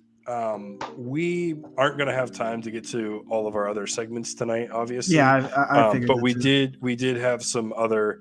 We want to talk about like favorite tech and favorite characters, favorite planets, etc. So I'll just go ahead and talk about my favorite character, and it's Luke. Luke is my favorite. He's been my favorite since day one. Still is my favorite. I love Mark Hamill. How could you not love Mark Hamill? What an awesome guy. And just his character in general, what he represents. So yeah, this movie, I really appreciate the arc that Luke does have, and as Dieter said, the performance that Mark Hamill delivers is top notch for sure. And again, I agree that the scenes between Rey and Kylo are just so intriguing and so much more meaningful and deep, even more so than the next film that we'll talk about. I'll say that just as like a prequel, I guess. So yeah, for me, it's number 4, and honestly, the only reason why it's at 4 is because just the originals are just better. I'm not saying that to be cool or whatever. It's just genuinely how I feel about the films. I think the originals are the best, and then everything else is after that. But this is right behind it, and I think the reason why I like it so much is, again, much like you said, Dieter, it does kind of echo Empire Strikes Back, and that was my number 1. So fitting that this would be number 4. Yeah, Carter, go for it. Yeah, I need to jump in. I have a very, very, very stern and completely different view on this movie. Thank you, Carter. Appreciate it. Yeah, thank you. Bring us back to reality. Yeah, let's get back down to earth and where the real life is. One, it doesn't mirror Empire in any other way than it's a contrarian film. In any other way that it subverts expectations, there is no parallel that you can make that I couldn't retort that it makes with Return or Empire. So there's that. 2, it completely dismantles all of the lore that we've had leading up in just the cinematic universe up to this point.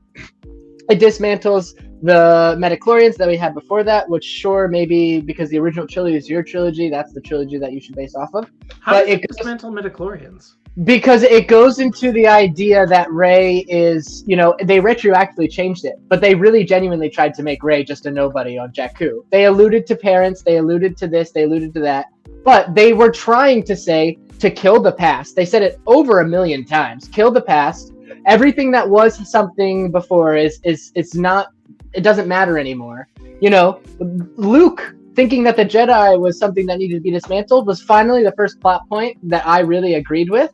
But throwing the lightsaber, all that doesn't make any sense. Like, he should have known from the start that his father, who was started to be trained at the age of 8 or 9 or however old he was, became a Jedi and became evil. The Jedi said that you shouldn't train anyone after the age of like 3.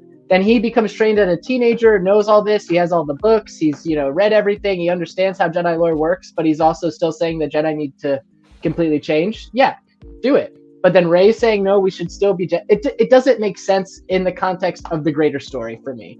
I don't understand where they were going with the kill the past. If they were going to kill the past, they should have actually killed the past and started to transition into a gray Jedi form, into something different. But they didn't. They made Rey the exact same carbon copy of what Luke was trying to be in the original trilogy. This great, stoic, perfect warrior who's going to still just be with her for. It's the same character. So yeah. I don't get the subversion of that. I don't get how it parallels Empire. I think it's beautifully shot. The Holdo maneuver doesn't make any sense. That should have happened a million times, and I will die on that stone. Canto Bight was cool, but it completely disrailed all of Finn's character arc. He was supposed to be a Jedi in my eyes. They tried to allude to that in the first film. They destroyed that. There wasn't even an epic lightsaber battle. They just fought the Red Guard in the room, which was an awesome fight, but still not they didn't even redeem themselves like the prequels did with at least a 20-minute lightsaber battle. They disrailed all of Star Wars's mythos, story building, character building from 6 films. They expunged it, and they didn't set it in a direction that could have, in any possible way, been enjoyable. You want me to make you even angrier? And I'm going to say that this is my 11th film, and I want to hear what you want to say. Yes. Just to rile you up a little bit more, I'm going to say this, and this is genuinely true. My second favorite lightsaber duel in the entire trilogy, maybe second or third, is Luke and Kylo on Crate. I genuinely mean that. But how is that a fight? That's why I love it, because it is a subversion of what I expect. No, when I sit in Star Wars, I'm like, we're gonna get a lightsaber fight. It's gonna be great. And Firstly, the subtle, maybe not so subtle, I mean, it is Star Wars, the bits of foreshadowing where you realize that something's not quite right, like the fact that Luke has the blue saber instead of the green saber, and he's like clearly been to sports clips on his way to Crate, and then the fact that just nothing ever touches him, but nothing ever touches him because he was using his mind and his sense of trickery, which I think we can all agree he learned from Yoda, to give the Resistance time to escape.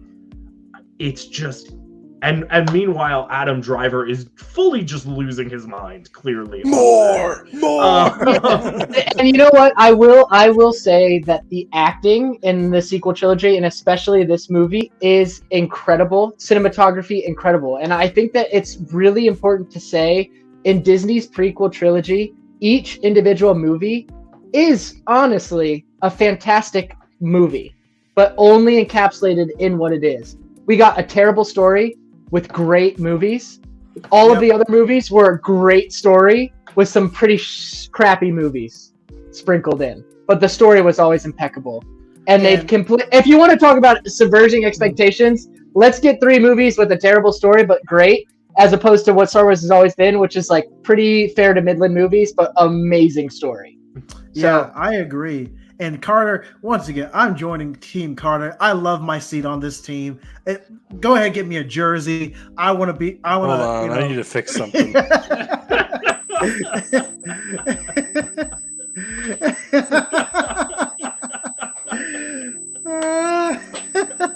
Oh man. Oh boy. Is there a ringing sound? Do any of you hear that ringing? Yep. I do not. What happened? I don't know. Weird. When I mute, it's still there, so I don't think it's my mic. No, I just redid mine. I don't hear any of it, so I have to assume it's my fault, but I don't know what it could be. Headphone too close to the mic always. Yeah, maybe. Is that better? Yeah, No. It is from Dieter. It is from Dieter somehow. It's definitely Dieter. Yeah, it's like definitely Dieter. That's all right. Yeah, but let me go ahead and get this take out the way. Then, yeah, this is a garbage movie, garbage Star Wars film, absolute just hot grossness. Like, there's nothing I like about this film besides the spectacle. Sometimes it's fun, but even then, I mean, the reason why Hayden Christensen and Ewan McGregor's fight was so iconic is because they were actually there and present in that moment and fighting, right? So if I wanted to feel the weight of that fight, they should have been together. In addition, this film blew any chance that any of the original actors could be in one scene together. Like, we never got in this trilogy Luke Skywalker, Princess Leia, and Han in one shot together.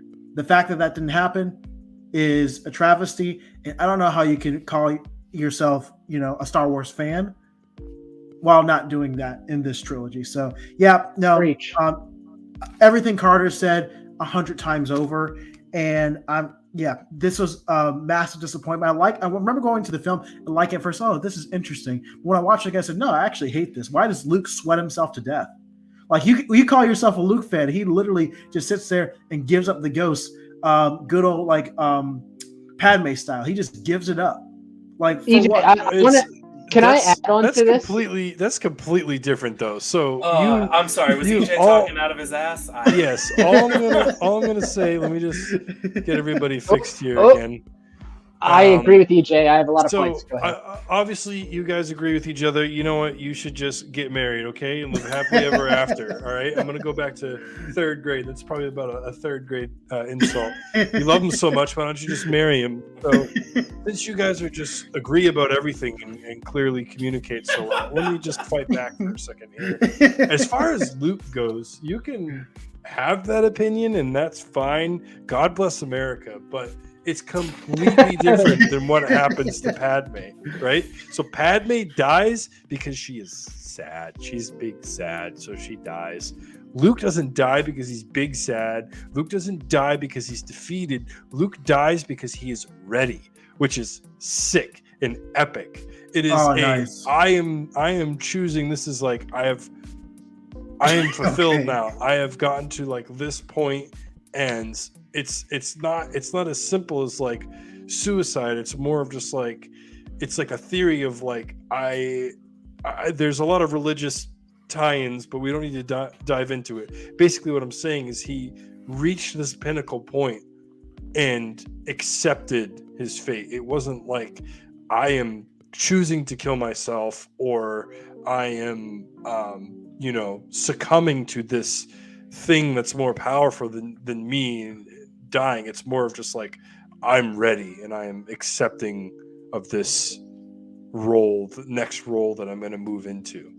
Yeah, as a spirit, as a force ghost. Yeah. Now, I mean, Josh, I get it's different. They're two completely different things. You can't argue that. They're two completely different deaths. Look, they are completely different deaths, 100%. But Padme was a character in a story that met her ends for the met her means for the ends of the story itself.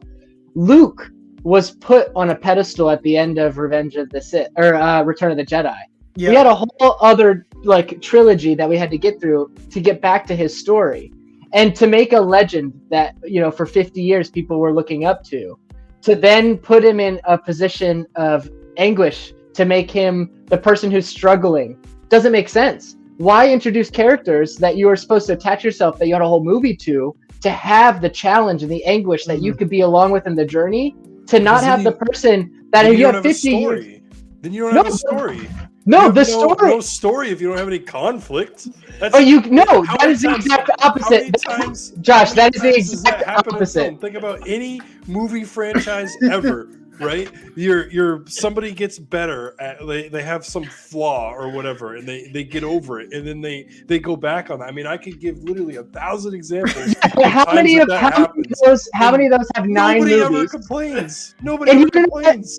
No, they complained because the actor wasn't introduced in that first movie to have them change in the next.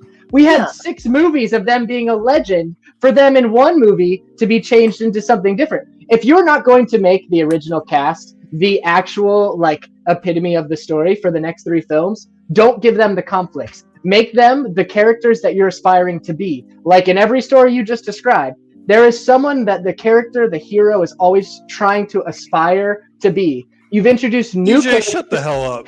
Those Shut the hell up. conflicts. Get out of here. It's true. I'm so sick of you. Get out of here. To have those conflicts, if you're going to have those conflicts, have them with the new characters that you're attaching to. Don't have them with the characters that are supposed to be the pedestal, supposed to be the people that you aspire to look up to be. That's what the original trilogy made them to be. We waited 50 years to have them get brought back down. I would never have thought in a million years that would be a respectful way, and I still don't think it's a respectful way to honor the character of Luke, to have him that creative, amazing character, and to break him down like that. Have Rey have the conflict. Have someone else have the conflict, not Luke. They do. Yeah, hold on. Before you go on, I want to say this. I want to say this That's real quick. artistically dishonest. Yeah. No, it's not. No.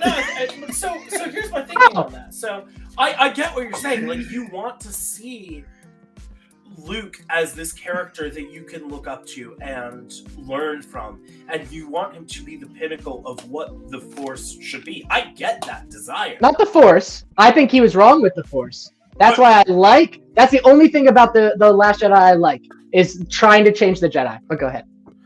Okay, so but you like you say, you want him to be someone that we can look up to and we can learn from. And firstly, I think it's important to note that just because Luke is in a state of despair and anguish, and frankly, probably a little bit of self-loathing, I don't think it's fair to say that Rey didn't learn from him. I think she absolutely did learn from him, because she came to Luke believing the legend and learned that, as I think we all do in our lives, learned that the legends that we create for ourselves very often aren't true. And I think that starts like with parents and grown-ups. Like, when we're kids, unless you were an exceptionally cynical child, you believe your parents, you trust your parents, you assume them to be paragons of virtue, and you assume that what they tell you is good and right. And then you learn that your parents are human beings and therefore complete and total fuck-ups, because all human beings are complete and total fuck-ups. But I didn't see my mom and dad leave Tatooine to be that person that was. Okay? I saw the story happen. My mom and daddy are just normal people living on a normal planet, all right? You can't compare mommy and daddy to Luke. I watched Luke for a span of 8 years, 5 years, whatever. Over the last 50 years, he's been that. You can't tell me.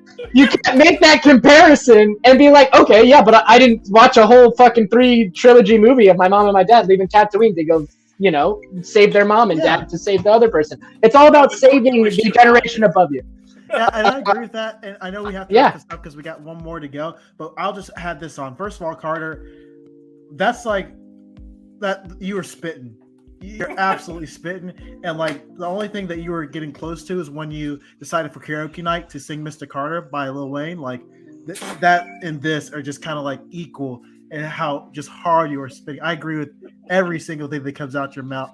Everything is a golden nugget of knowledge, and I absolutely love it.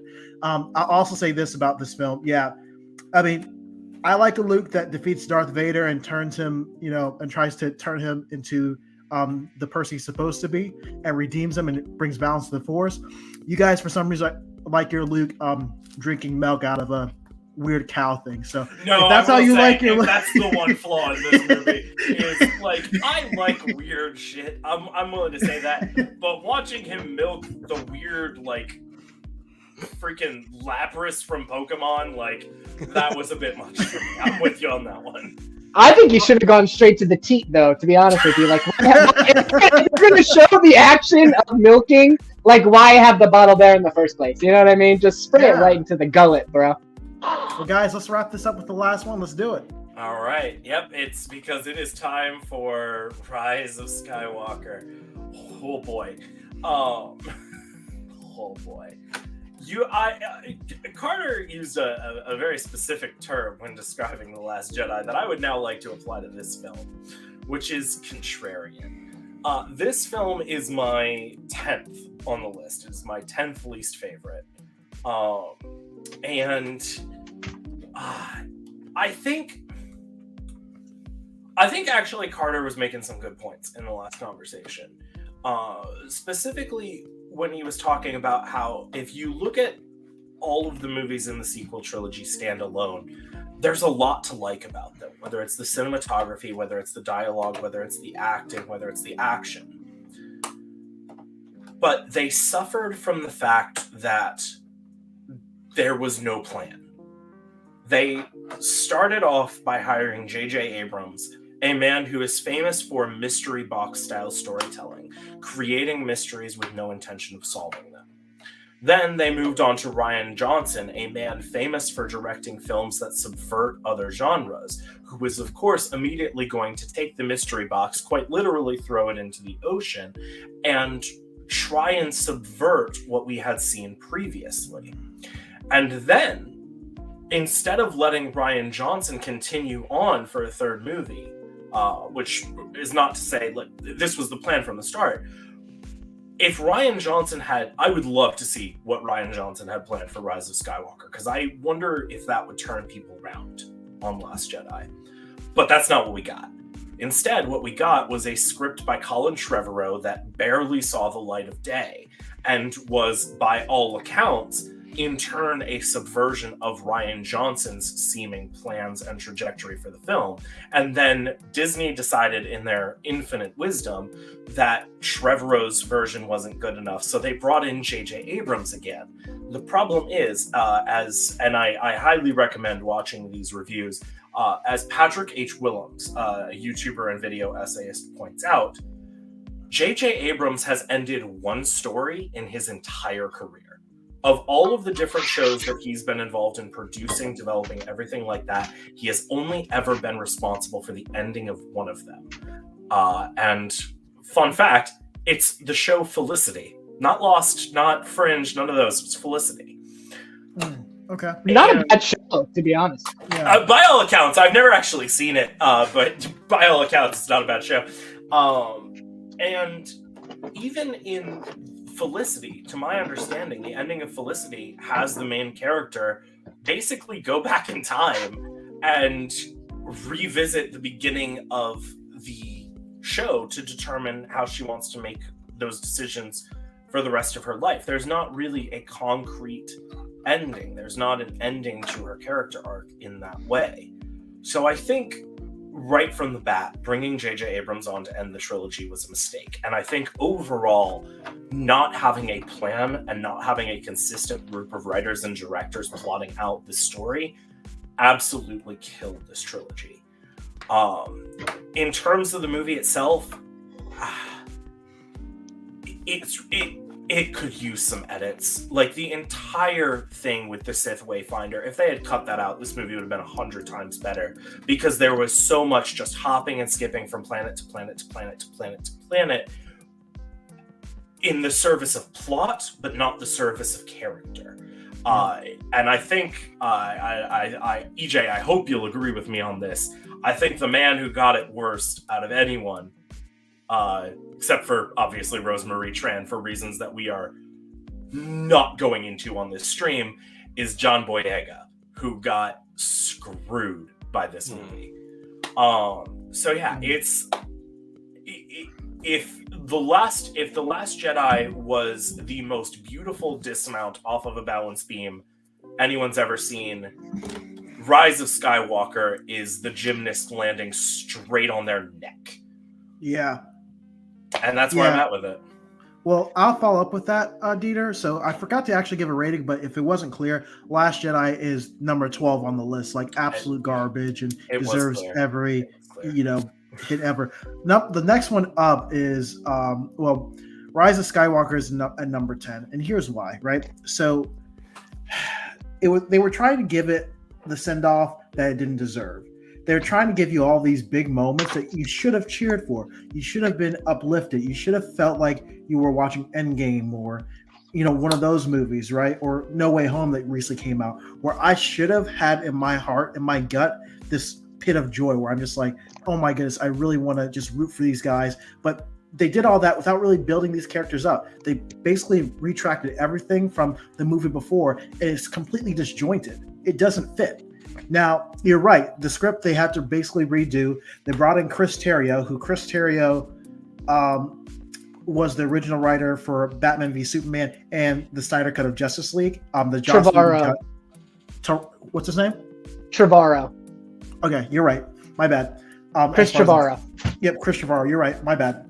But yeah, so he had a different role this time. Instead of having his script rewritten, he had to come in and rewrite someone else's script, which is never. I believe it was actually Trevorrow wrote the original script, and then Terrio came in and did the doctoring. Yeah. If memory serves. Okay, the yeah. production of this is the subject for a whole other broadcast. Correct. There's even some people who say we need to release the Abram cut, whatever that might be. Tons of different weird things about it. No, we don't need to. Yeah, Yeah, so I agree. Yeah, exactly. Tons of weird things about it. So yeah, I mean, it just didn't earn any of the points that it was trying to give itself. It felt like a fake corporate mess and sludge, and I don't really enjoy this film, even though I really should. I really want to. But yeah, that's kind of how I feel about it, and the fact they waste all this potential with great actors is kind of disappointing to me. Yeah, so I'll go right off of you there, EJ, and I'm looking back at my list, and I'm like upset with myself that I didn't put this lower. Because this movie sucks. Like, this movie really sucks. Like, I was looking back over and like I put a Preach. 7. It's at 7 right now, but the more I'm looking at it, I'm like, actually, like, I feel like there's multiple movies we've gone over that are better than this movie. And so, like, maybe after the stream, I'll revise my list, and then we can kind of put a final list out there on our social media for you guys. So it's at 7, but honestly, I want to put it lower. I don't really have much good to say about it. I mean, I can echo everything that you guys said. I watch a lot of anime, as I've brought up on the channel before. I'm a very big anime fan. But one thing that can be very frustrating with anime is filler episodes. And you can be right in the middle of a very high stakes arc, and there's lots of unresolved things. A really insane enemy might be close by, something crazy, just amazing, intriguing, interesting stuff going on. And then they just go off on a rabbit trail to do the most pointless, useless quests to get the golden nuggets of BS, and it makes no sense, and it doesn't drive the plot forward, doesn't develop the characters at all. It's literally just wasting time. Now with anime, they have an excuse, and it makes sense because it originates in Japan, and there's a bit of a layover with voice acting at times, and when they get the translations, so sometimes they have to create filler episodes so they can fill in the space and release weekly episodes. Back when that was a thing. It still is a thing in some cases, but they at least have an excuse. This movie has no excuse other than let's just make the movie really, really long, because that's what movies are nowadays, 2.5 to 3 hours long. So let's fill it with this pointless side quest that really doesn't accomplish anything that makes any sense. And again, the base theme and plot lines, like what they were trying to do, really, really cool. The delivery and how multiple actors just get cucked is like just so disappointing. And again, yes, the more I look at it, the more I'm like, wow, yeah, this movie sucks, and I put it too high on my list. So I will be fixing that. Very disappointing way to end the franchise, honestly. Carter, wrap us up. I think that the best way to wrap this up is with the sentence, "What a disappointing way to end this series." So Josh, thank you, because that was very insightful. And it pretty much sums up exactly how I feel about the series. So I will say that when I was in the theater watching this, there were moments of, whoa, that's cool. Only because it was cool. Like when you see it the first time, it's cool. You know, Rey pulling down the starship in the moment, cool. Palpatine with the lightning that goes up and hits all the other ships, that was cool. Other than things being cool, this it's movie, CGI. It's Yeah. cool. It's cool visuals, which it's like I mean, we appreciate I have that. Fast and the and Furious for that, to be honest. We're spoiled in 2022, and in honestly the last like 5, 6, 8 years, where CGI has come and what is possible. Super cool. But I think we all can agree that you can have really, really cool visuals and do all kinds of nifty things with slow motion and make your movie 4 hours and call it a special cut. It's My really gosh. not all that much better. Oh, I'm sorry. EJ, are you still here? Okay. Oh yeah, it's fine. The Last Jedi is still worse than anything Snyder's made in his life. Except for Anyways, moving on from that bait, I will not take the bait. Suffice it to say, Right back up to CGI Lynchburg, technology all is 10 hours. awesome. Yes, the visuals. That's Star Wars in general. Star Wars has awesome visuals. It looks really freaking cool. That's why we started watching it when we were 5, 6 years old, whatever, when we first watched it, because it looked cool. exactly, and that's why it's 12. It's the last on the list. Couldn't even hold a candle to 11th, and that's my other least favorite. I mean, honestly, The Last Jedi, and it's very similar to The Force Awakens, probably. The Last Jedi dismantled everything I thought I knew about Star Wars and left me hanging, and that's why I hated it. I was waiting, though, for the next film, and I can't lie to you when I say this movie could have saved it for me. I could turn around and be someone who liked The Last Jedi if they could have gone somewhere with it. They destroyed everything I had before. They gave me this movie that didn't make sense to me. And I bet that's how people, when they first saw Empire, and that's where I will concede that there is a parallel there, that they felt like, what the hell? This is not how the other movie ended. Like, this is so strange. That's the parallel for me. Other than that, you know, when they retort with the Rise of Skywalker, and at the end, when Rey says she's a Skywalker, I wanted to vomit everywhere. I had, and Josh, and that was the point that I was trying to make in the beginning. It's just that like each moment was really cool, but the movie itself was just so. It was like they, you know, when you swerve a little bit off the road and you're like conscious and you're like, oh, that was a bad mistake. When you swerve a little off the road and you're tired and then you're sleepy, so you go way too far to the other side. That's the sequel trilogy. They went from a little bit. They're right in the lines with The Force Awakens. They went a little bit out of the lines with The Last Jedi. I was not there for it, but I was waiting for the retort, and they went the whole other direction with The Rise of Skywalker. And as a movie itself, a lot of cool moments, filmed well, great voice acting, great regular acting, great sound design, but probably, and will, I think, go down in history as the worst Star Wars IP put to film. Fair enough. But I gotta say, because it's May the 4th. It's almost May the 5th, but it's May the 4th for another hour. And none of the four of us would be here if we didn't love Star Wars. We grew up loving Star Wars. Star Wars formulated our lives. So I'm gonna go off the reservation here a little bit. And I want to, first things first, just to give Rise of Skywalker a pat on the head. I want to say 3 things that I loved from Rise of Skywalker, because there was stuff to love. Firstly, Ian McDiarmid. Once again, that man does not care, and he is just having the time of his life attached to that weird robot machine. Secondly, Babu Frick. Babu Frick, he fricks. Thirdly, and I think most importantly, and I this was the one moment where I was like, wait, no, JJ, maybe you did get what Rian Johnson was trying to do, is the scene on Exegol where all of the ships from all of the different planets come in to fight off the Star Destroyers. And there's a line that, for just the briefest of moments, I was like, wait, no, I think either JJ stumbled into this or he does actually on some level get it.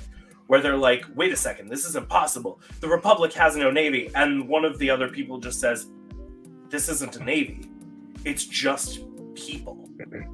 And at the end of the day, that's what Star Wars was always about, is about just people rising up and beating back the darkness with whatever they had available, whether it was a lightsaber, whether it was a blaster, whether it was a piece of junk that can make the Kessel run in 12 parsecs. It doesn't matter, because it's people.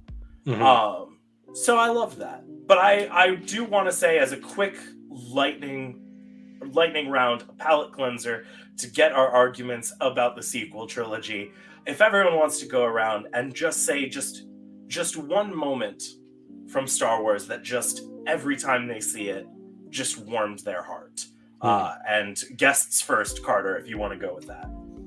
Yeah, I mean, if I had time to think about it, I'm sure I could come up with a really beautiful, emotional thought. But for me, when Qui-Gon Jinn is meditating between the laser doors before he goes out to fight Obi-Wan, or to fight alongside Obi-Wan and to take down Darth Maul, there's just a moment there of pure breath. You see him meditate, you see Darth Maul pacing, and then you see Obi-Wan in the background, like, antsy. That cut, one face to the next face to the next face, to see everyone in their respective places in the plot, their respective places emotionally, where they are, and what they have to deal with at this moment. I think that reflects Star Wars. And even though it is in the first episode that a lot of people don't like, it does truly reflect that Star Wars is character-driven. As much as the story has been what leads the way, it's about fathers, it's about sons, it's about mentors, mentees, it's about evil, and it's about good. And that moment really just epitomizes everything for me. And I think about that probably more than any other moment in Star Wars. It's a really cool moment. EJ, what you got? Yeah, no, I had to think about this. Even though I've crushed on this film a lot, Attack of the Clones, the scene when they fight Count Dooku, and Anakin and Obi-Wan take him on side by side, and it goes dark for a second, and all you can see is a lightsaber swishing around. They get defeated, and then Yoda comes in. That one is that shot is so gorgeous when it's dark and all you can see are the colors. Yeah, that's peak Star Wars to me. I'll go ahead and go. So there's so many. And again, like Carter said, if I had time to sort of mull over the different moments and the options, I would probably have a few answers. I mentioned one earlier, so I'll mention a bonus one. The one I mentioned earlier was the scene when Luke is in Empire Strikes Back, when he's in the swamp and he's, going through doing his training, and you have the Vader show up, and then, he defeats it, and it's his face behind it. That whole, it sticks in my brain so deeply, like the fear and the adrenaline and just my heart pounding in that moment, in that scene, just being like on the edge of my seat, literally terrified, like, there was nothing, around me. I was immersed in the world. And the other moment, this is, I guess, cheesy, but it's such a cool moment when Yoda delivers his famous, there is no try, there's do or do not, and he lifts the ship up out of the swamp. That moment just really stuck in my head, and obviously a lot of people's heads, because that quote has become very famous, very popular. And I think it's really cool because it really drives home the point from Yoda. It gives you such a peek into like who Yoda is and like the wisdom of Yoda. But like probably my favorite part about Yoda is he's so wise, but he's so simple. His wisdom is so direct and straightforward. It's not like this long, colorful, flowering explanation using big words. He doesn't even speak in the right order. He doesn't even speak correctly, but he's so wise and direct, and that's such a nice like delivery there. And the development that Luke goes through in that moment is huge, because it kind of clicks for him that such an integral part of using the Force is it's not about just trying, it's about like the willpower, and it's not about if I can do this, it's just how I'm going to do it. It's not a question of whether I'm capable of it or not, which I think is huge, because it sets up Darth Vader as this huge glooming villain. And how could Luke ever ever defeat him. It's impossible. It can't be done. But it sets up this sort of idea that he could. So yeah, that moment sticks out to me for sure. Josh, can I say something real quick with the there do or do not, there is no try. Always for me, never felt necessarily like trying was a bad thing, but just that either you're gonna do it or you're not gonna do it, and every attempt is gonna matter.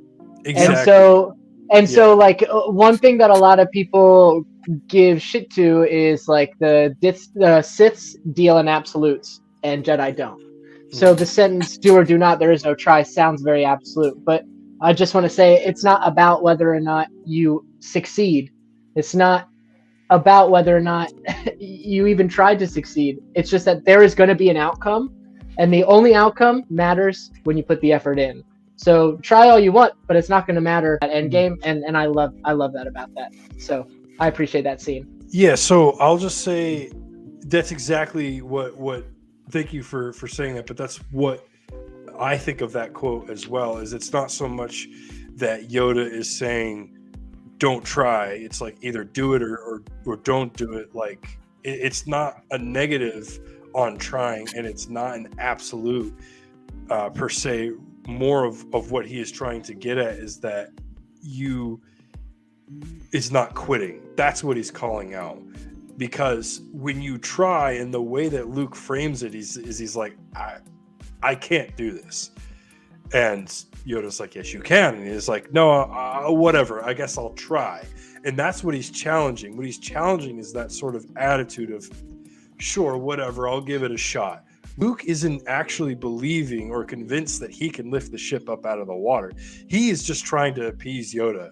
He's like, whatever, dude, you want me to try, whatever, I'll give it a shot. And Yoda's like, no. You don't, this isn't something you just quit on. This isn't something that you just, try to do. It's you do it or you don't do it. And that was the point of it. So I think that's an important distinction. And I think you're right. I love that. And Dieter. with that, my moment, I think, is this may shock you all. It's from Last Jedi. And it is Oh god. Well, hang on. It is also a Yoda moment. With Yoda's final lesson to Luke, the tragedy of masterhood, where Yoda points out that the hardest thing about being a master, the hardest thing about teaching others, is the ones that you teach will grow beyond you. He says, we are what they grow beyond.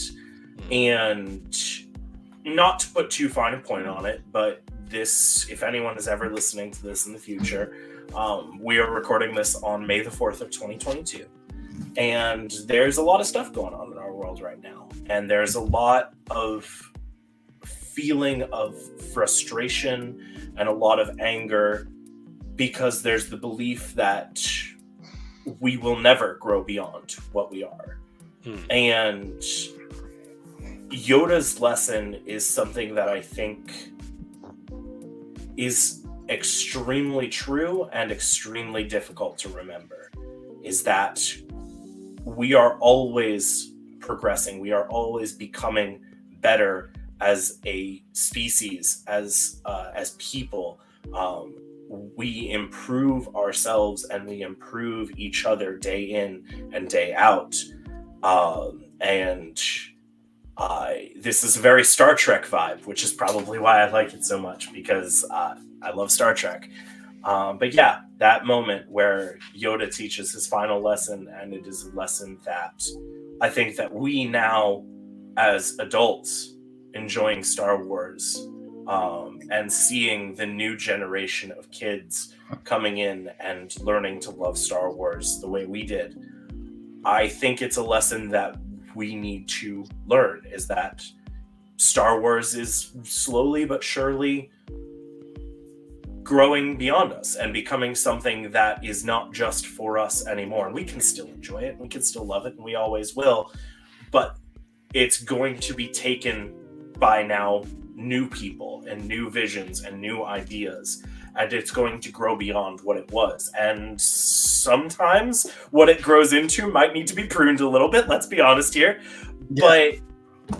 But no matter what, that growth is going to be amazing and wonderful to watch, and it should be cultivated and not stunted.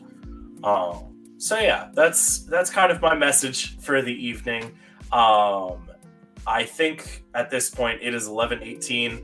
At least some of us have work, so we have got to start wrapping this up. First things first, Carter, I want to thank you so much for coming on with us. It's been a real pleasure, my guy. Thank you. I hope we will have you on at some point in the future. Absolutely. And we definitely will fight more about Last Jedi when that time comes. Well, hey guys, from my perspective, you have all been incredible hosts, and I enjoyed every moment of it. I love Star Wars. Like I said, it's my bread and butter, but I have a lot of fandom in me, so I can't wait to be asked back again. So thanks for the opportunity, and you guys have been great. My guy. Absolutely. Absolutely. And in the meantime, if you enjoyed this and you want to see more of what we're doing, give us a like, give us a subscribe on the YouTubes, comment, do all the stupid engagement stuff that the algorithm says you have to do. And thank you for stopping. May the 4th be with you. May the 4th be with you. Hit that bell. Hit the bell. Hit the bell. Hit the bell. Get notifications. We need it. Hit the bell, or the 4th won't be with you. Yeah. But yeah, Josh, EJ, anything from you guys before we close it out? Have a good night, guys. May the 4th be with you. Take care. May the 4th with you. Thank you guys. Appreciate it.